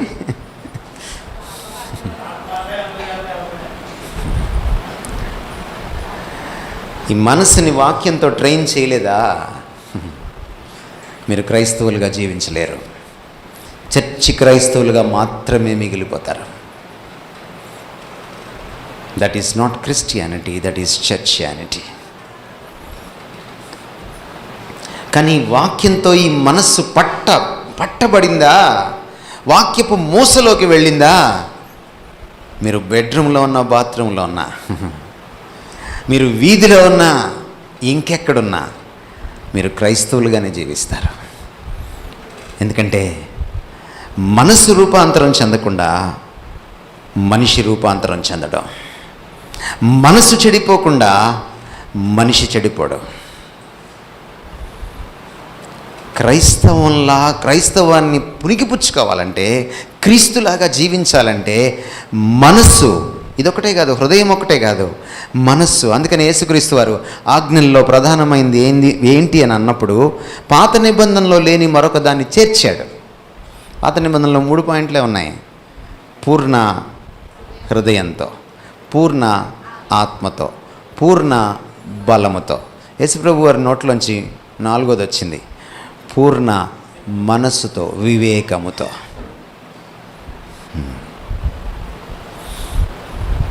మనస్సును కూడా వాక్య వశం చేయాలి. చాలామంది క్రైస్తవులకి వాక్యం పైన పట్టు ఉంటుంది, చెప్పగానే తీసేస్తారు. కనీసం పాస్టర్ గారు కూడా తీలేరు అంత ఫాస్ట్గా. చదవడం మొదలెట్టేస్తారు. ముఖ్యంగా మన సోదరీమణులు. వాక్యం మీద పట్టు సాధించడం కాదు, అది సండే స్కూల్ పట్టు. ఎదగాలి అక్కడి నుంచి మనం. వాక్యం మన మనస్సు పైన, మన క్యారెక్టర్ పైన పట్టు సాధించాలి. దాని గుప్పిట్లోకి మనం వెళ్ళిపోవాలి. హెబ్రీ పత్రిక 4:12 నెరవేరాలి. అది ప్రాణాత్మలను మూలుగను విభజించినంత మట్టుకు దూరుచు కదా, కీళ్లను కూడా విభజించేంత మట్టుకు దూరుచు. హృదయం యొక్క తలంపులను శోధించాలి. మనందరం వింటాం వాక్యం, కానీ హెబ్రీ 4:12 అందరికీ నెరవేరుతుందా? నెరవేరుతుంది. ఎందుకని? ఎవరైతే తావిస్తారో వాక్యానికి, ఎవరైతే వాక్యానికి అప్పగించుకుంటారో మనస్సుని, ఎవరి మనసులో అయితే వాక్యం ధ్యానింపబడుతుందో, ఎవరి మనసులో అయితే వాక్యపు ఆలోచనలు సుడులు తిరుగుతాయో, ఎవరు వాక్యాన్ని దివారాత్రములు ధ్యానిస్తారో వాళ్ళే ఫలిస్తారు. అందరికీ హెబ్రీ 4:12, అందరికీ కీర్తనలో 1:3 జరగదు. మనసుని రూపాంతరం చెందించుకోవడం మొదట క్రైస్తవులకి రావాలి. ఇది వచ్చిన నాడు మనం ఫలాలు ఫలిస్తాం. రోమాపత్రిక 7:4 ఒకసారి చదవండి. రోమాపత్రిక 7:4.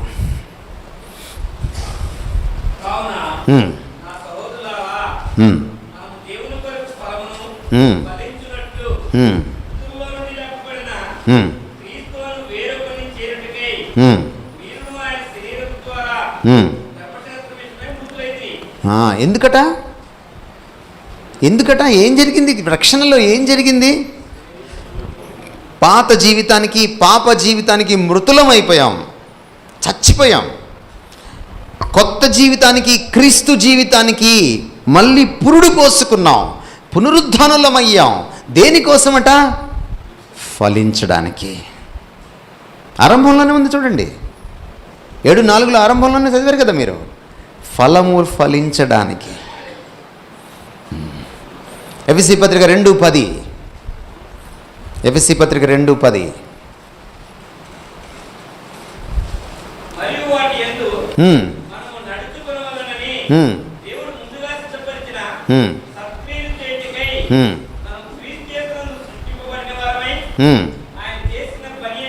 ఏం చేయడానికట?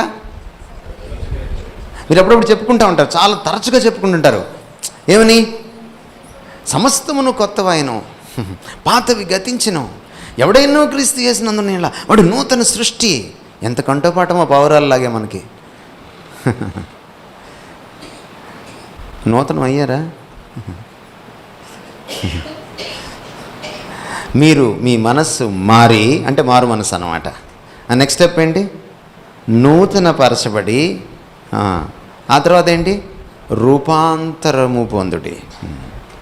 ఈ నూతన పరచబడ్డం దినదినము జరగాలి.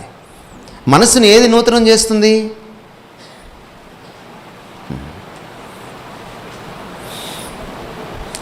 ఎవరైనా ఇక్కడ నాన్ వెజిటేరియన్ తినేవాళ్ళు ఉన్నారండి?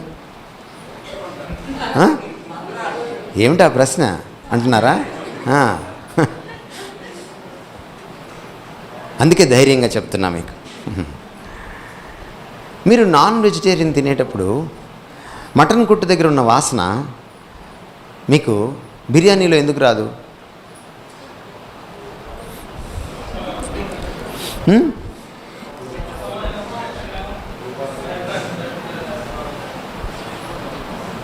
చాలామందికి బిర్యానీ వండడం రాదు అమ్మాయిలకి, అందుకే నోరెళ్ళబెట్టి చూస్తున్నారు నన్ను.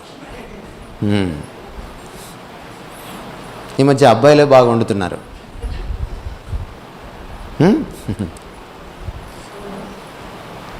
దాన్ని ఏం చేస్తామంటే, దానికి మసాలా దట్టించి, పెరుగు దట్టించి ఏం చేస్తాం? పక్కన పడేస్తాం కాసేపు. ఏం జరుగుతుంది ఆ పక్కన పడేసినప్పుడు?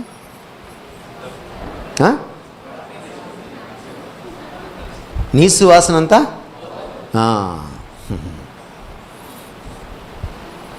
నీసు వాసన అంతా పోతుంది.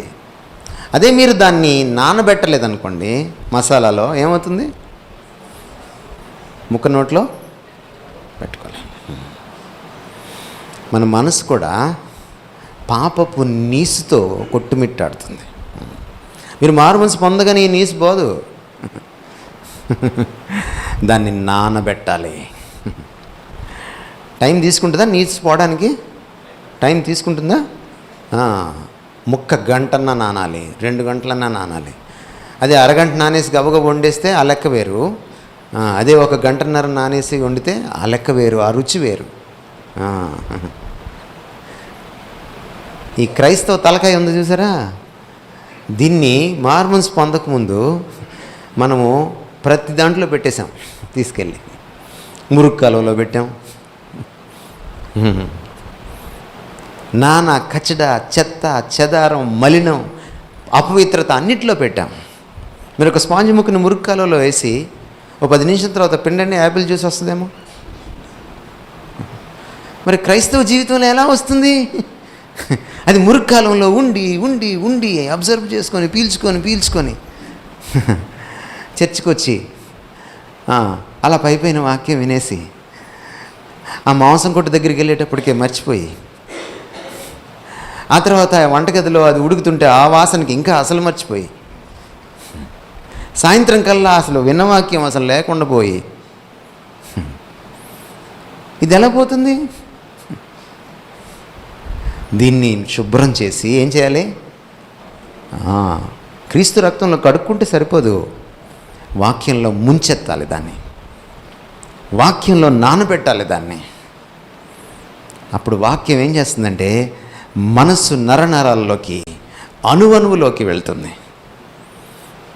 అంటే వాక్యాన్ని ఏం చేయాలి? మొదట చదవాలి. ఇంకా ఏం చేయాలి? లోతుగా చదవాలి. ఇంకా ఏం చేయాలి? ఆలోచిస్తూ చదవాలి. ఇంకా ఏం చేయాలి? అర్థం చేసుకుంటూ చదవాలి. ఇంకా ఏం చేయాలి? మళ్ళీ మళ్ళీ చదవాలి. ఇంకా ఏం చేయాలి? చదివేసిన తర్వాత మనన చేసుకోవాలి. ఇంకా ఏం చేయాలి? మనన చేసుకొని దాన్ని మదిలో మాటి మాటికి దాన్ని ఆలోచించాలి. దాన్ని ధ్యానించడం అంటాం. అలా జరిగిన నాడు నీ మనసుని 20 ఏళ్ల నీ పాప జీవితాన్ని, 30 ఏళ్ల నీ పాప జీవితాన్ని, 40 ఏళ్ల నీ పాప జీవితాన్ని కడగడానికి టైం పడుతుందా లేదా? కడుగుతుంది. అప్పుడు నువ్వు రక్షింపబడిన దానికి ఫలాలు బయటకు వస్తాయి. దివారాత్రము దాన్ని ధ్యానించిన వాడు ధన్యుడు, అతడు మాత్రమే నీటి కాలువలో ఎవరన్నా నాటబడినదై ఆకువాడక తన కాలమందు ఫలమిచ్చి చెట్టు వలె ఉంటాడు, ఉంటుంది.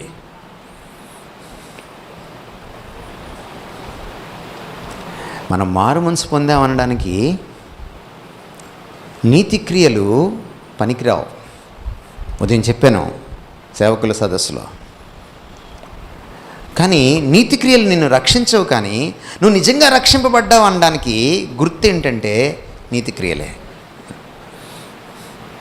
నీతి క్రియలు రక్షణనేవో, కానీ రక్షణ నీతి క్రియలను ఉత్పత్తి చేస్తుంది. ఎలా వస్తుంది నీలోంచి నీతి బయటికి? అదే పౌలు చెప్తున్నాడు, మొదట మనసులు మారాలి,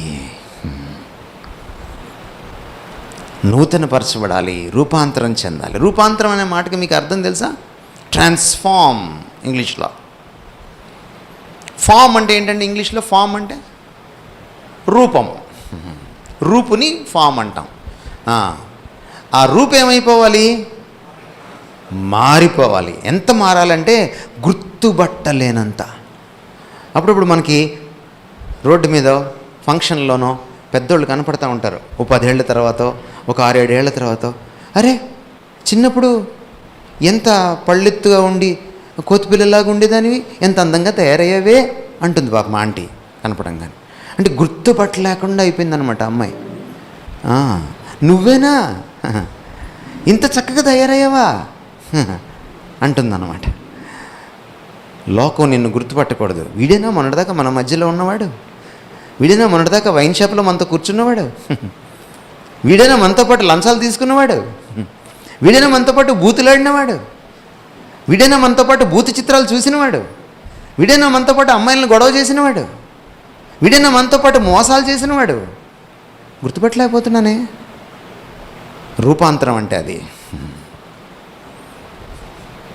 రూపాంతరం అనే స్థాయి ఎలాంటిదంటే క్రీస్తు యొక్క ఆ స్వరూపము దాదాపుగా నువ్వు వంట పట్టించేసుకుంటావే అదన్నమాట.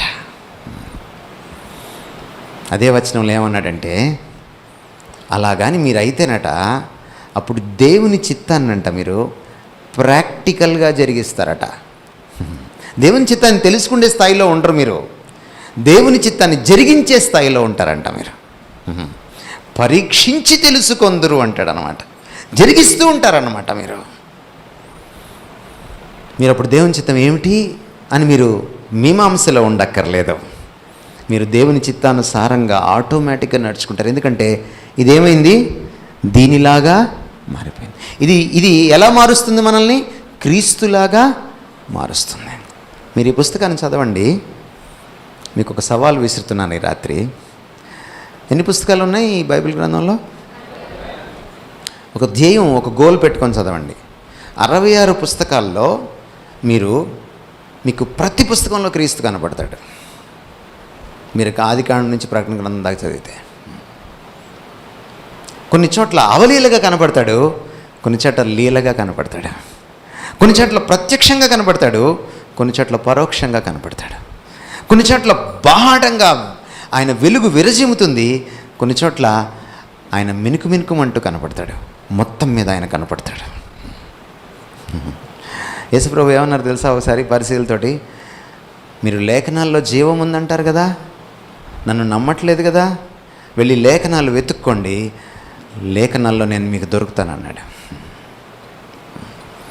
బైబిల్ ఎందుకు చదవాలో తెలుసా?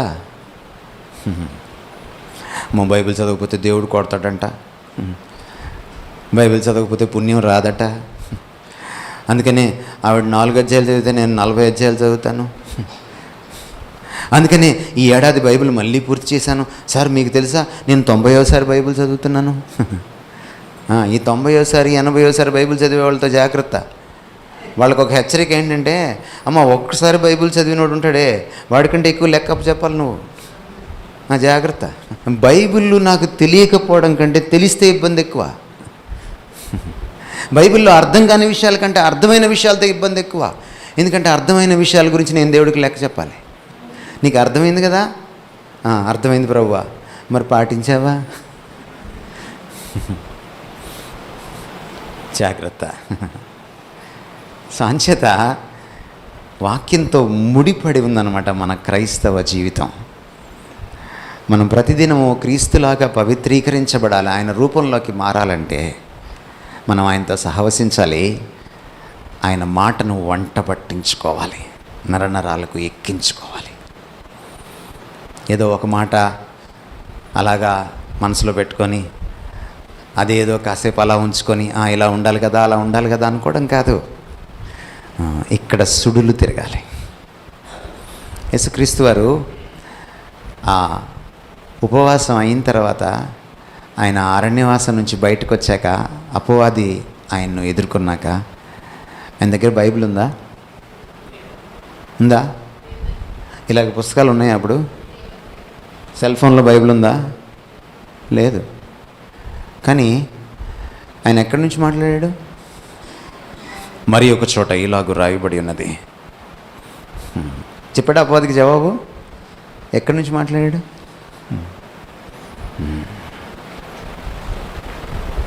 సండే స్కూల్ క్రైస్తవం నుంచి మనం ఎదగాలి. సండే స్కూల్లో ఎందుకు కంటత పెడతామంటే ప్రైజ్ కోసం కంటత పెడతాం. ఓ టిఫిన్ బాక్స్ వస్తుందని, ఓ షీల్డ్ వస్తుందని.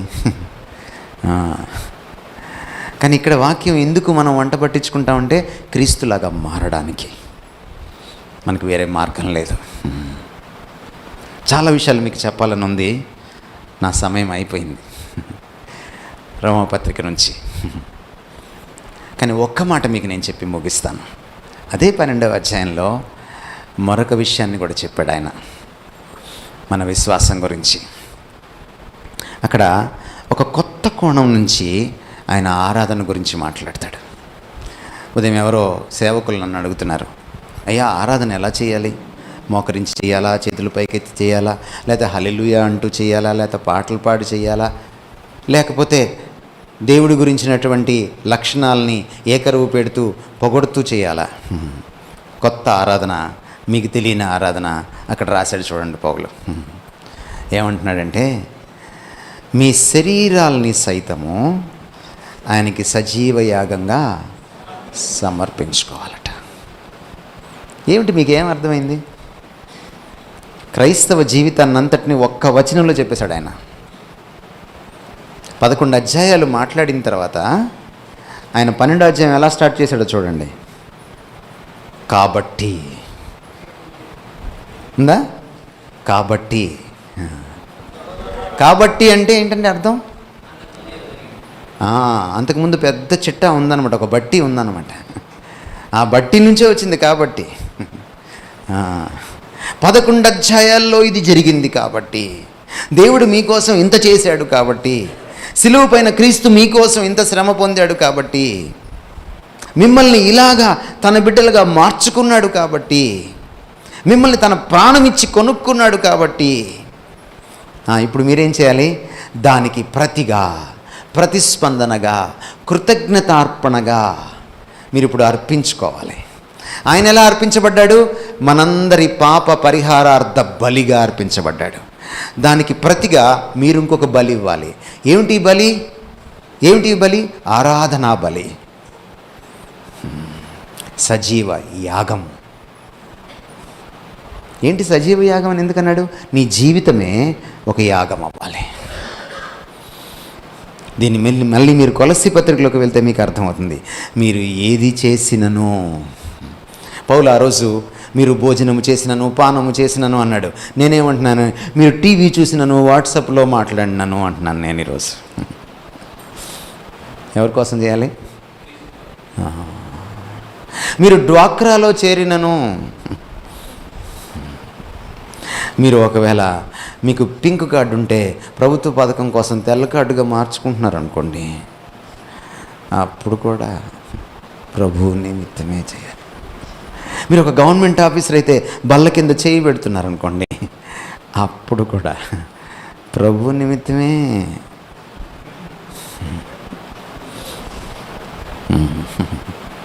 మీరు ఇక్కడికి వచ్చి ఒక పాట పాడుతున్నారనుకోండి, మిమ్మల్ని చూపించుకోవడానికి కాదు, ప్రభు నిమిత్తమే.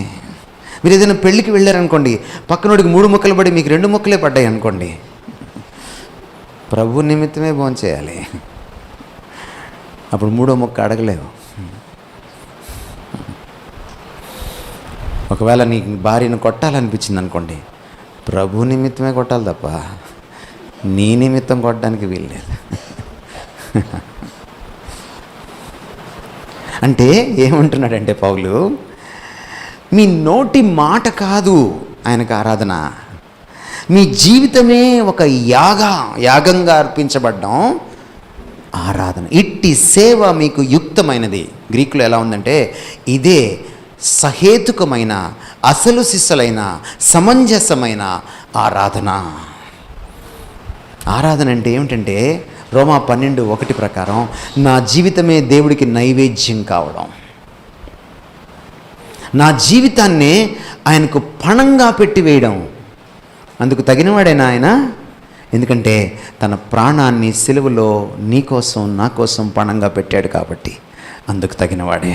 అందుకే అంటున్నాడు, ఆయన ఏం చేశాడో 11 అధ్యాయాలు మాట్లాడిన తర్వాత 12వ అధ్యాయంలో అంటున్నాడు, కాబట్టి తన ప్రాణాన్ని నీ కోసం పణంగా పెట్టాడు కాబట్టి నువ్వు నీ సజీవ జీవితాన్ని, నీ బ్రతికిన జీవితాన్ని నువ్వు ఆయన కోసం అర్పించేసుకోవడమే. అంటే నువ్వు మాట్లాడిన ఆయన కోసమే, నువ్వు చూసిన ఆయన కోసమే, నువ్వు ఆలోచించిన ఆయన కోసమే, నువ్వు నిర్ణయం తీసుకున్న ఆయన కోసమే, నీకు కోరిక కలిగిన ఆయన కోసమే, నువ్వు ఉద్యోగం చేసిన ఆయన కోసమే, నువ్వు రాజీనామా చేసినా కూడా ఆయన కోసమే, నువ్వు వంట చేసిన ఆయన కోసమే, నువ్వు టీవీ చూసిన ఆయన కోసమే, నువ్వు పెళ్ళికి వెళ్ళిన ఆయన కోసమే, నువ్వు పడుకున్న ఆయన కోసమే, నువ్వు లేచిన ఆయన కోసమే. జీవితమే ఒక యాగం. అదే అసలు సిసలైన ఆరాధన, పెదవులకు మించిన ఆరాధన. ఇది ఒక క్రొత్త నిబంధన క్రైస్తవుడికి, క్రైస్తవురాలకే సాధ్యం. ఆరాధనకి కృతజ్ఞత స్ఫూర్తి, కానీ కృతజ్ఞత ఆరాధన కాదు. కృతజ్ఞత దేవుడు ఏదైనా మంచి చేస్తేనే కృతజ్ఞత, కానీ ఆరాధన ఆయన ఏం చేయకపోయినా దాసోహం అయిపోయేది ఆరాధన. మొన్న ఒక ఆయన పోయాడు, ఓ సినిమా యాక్టర్, ఎక్కడ చూసినా ఆయన గురించి ఏడుపులు. ఏం చేశాడు వాళ్ళకి? ఏం చేయలే.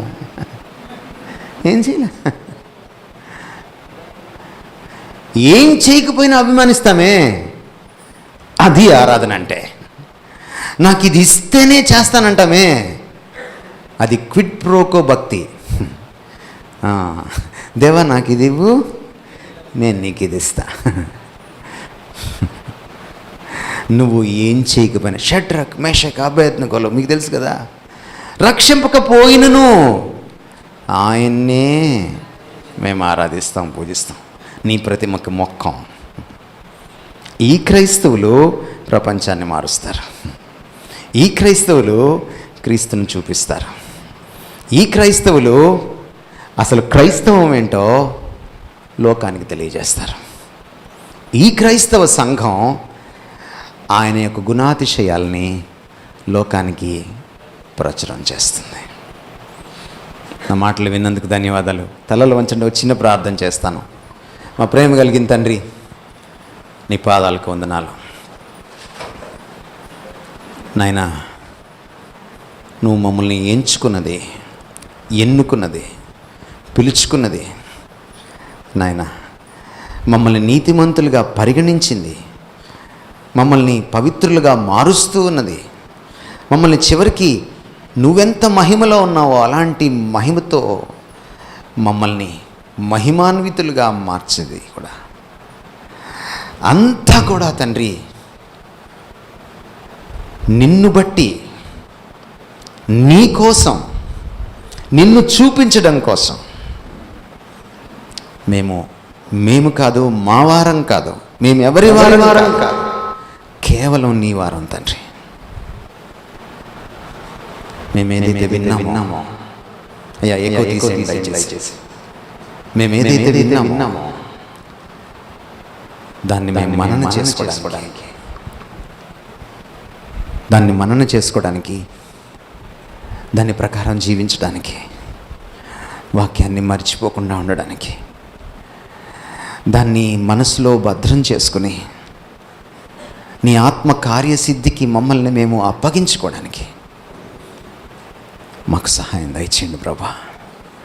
వినడం అయితే అనేక మార్లు ఆసక్తిగా వింటాం, వింటున్నప్పుడు చేయాలనే మాకుంటుంది. కానీ నీ సన్నిధిలో బాసలు చేసి మరచిపోయేవాళ్ళం మేము. మమ్మల్ని క్షమించి మాకు సహాయం దయచేయండి. నీ వాక్యాన్ని పాటించాలనుకుని దృఢచిత్తంతో బయటకు వెళ్ళి పడిపోయేవాళ్ళం మేము. మా బలహీనతల్ని మమ్మల్ని దర్శించి మమ్మల్ని జ్ఞాపకం చేసుకోండి నాయన. ఏ ఉద్దేశంతో మీరు ఈ సమావేశాన్ని ఏర్పాటు చేశారో ఆ ఉద్దేశాన్ని మీరు నెరవేర్చుకోండి తండ్రి. ఈ సంఘం నీకు ఇష్టమైన సంఘంగా జీవించడానికి, ఈ సంఘం నిన్ను చూపించే సంఘంగా ఉండడానికి, ఈ సంఘంలో నువ్వు నివసించడానికి నాయన ఉవ్విళ్ళూరే సంఘంగా ఉండడానికి, ఈ సంఘం తండ్రి నీ కనుసనల్లో బ్రతికే సంఘంగా ఉండడానికి నాయన, ఈ సంఘం నీ స్వభావాన్ని, స్వరూపాన్ని పుణికిపుచ్చుకొని దాన్ని ప్రతిబింబించే సంఘంగా ఉండడానికి, ఈ సంఘం వాక్యాన్ని పాటించే సంఘంగా ఉండడానికి, ఈ సంఘం తండ్రి నరనరాల్లోకి వాక్యాన్ని ఎక్కించుకొని, వాక్యానికి అప్పగించుకొని, వాక్యం చేత పట్టబడిన విశ్వాసులు కల సంఘంగా ఉండడానికి నాయన కృప చూపించండి. నీ నామాన్ని మహిమపరచుకోండి తండ్రి.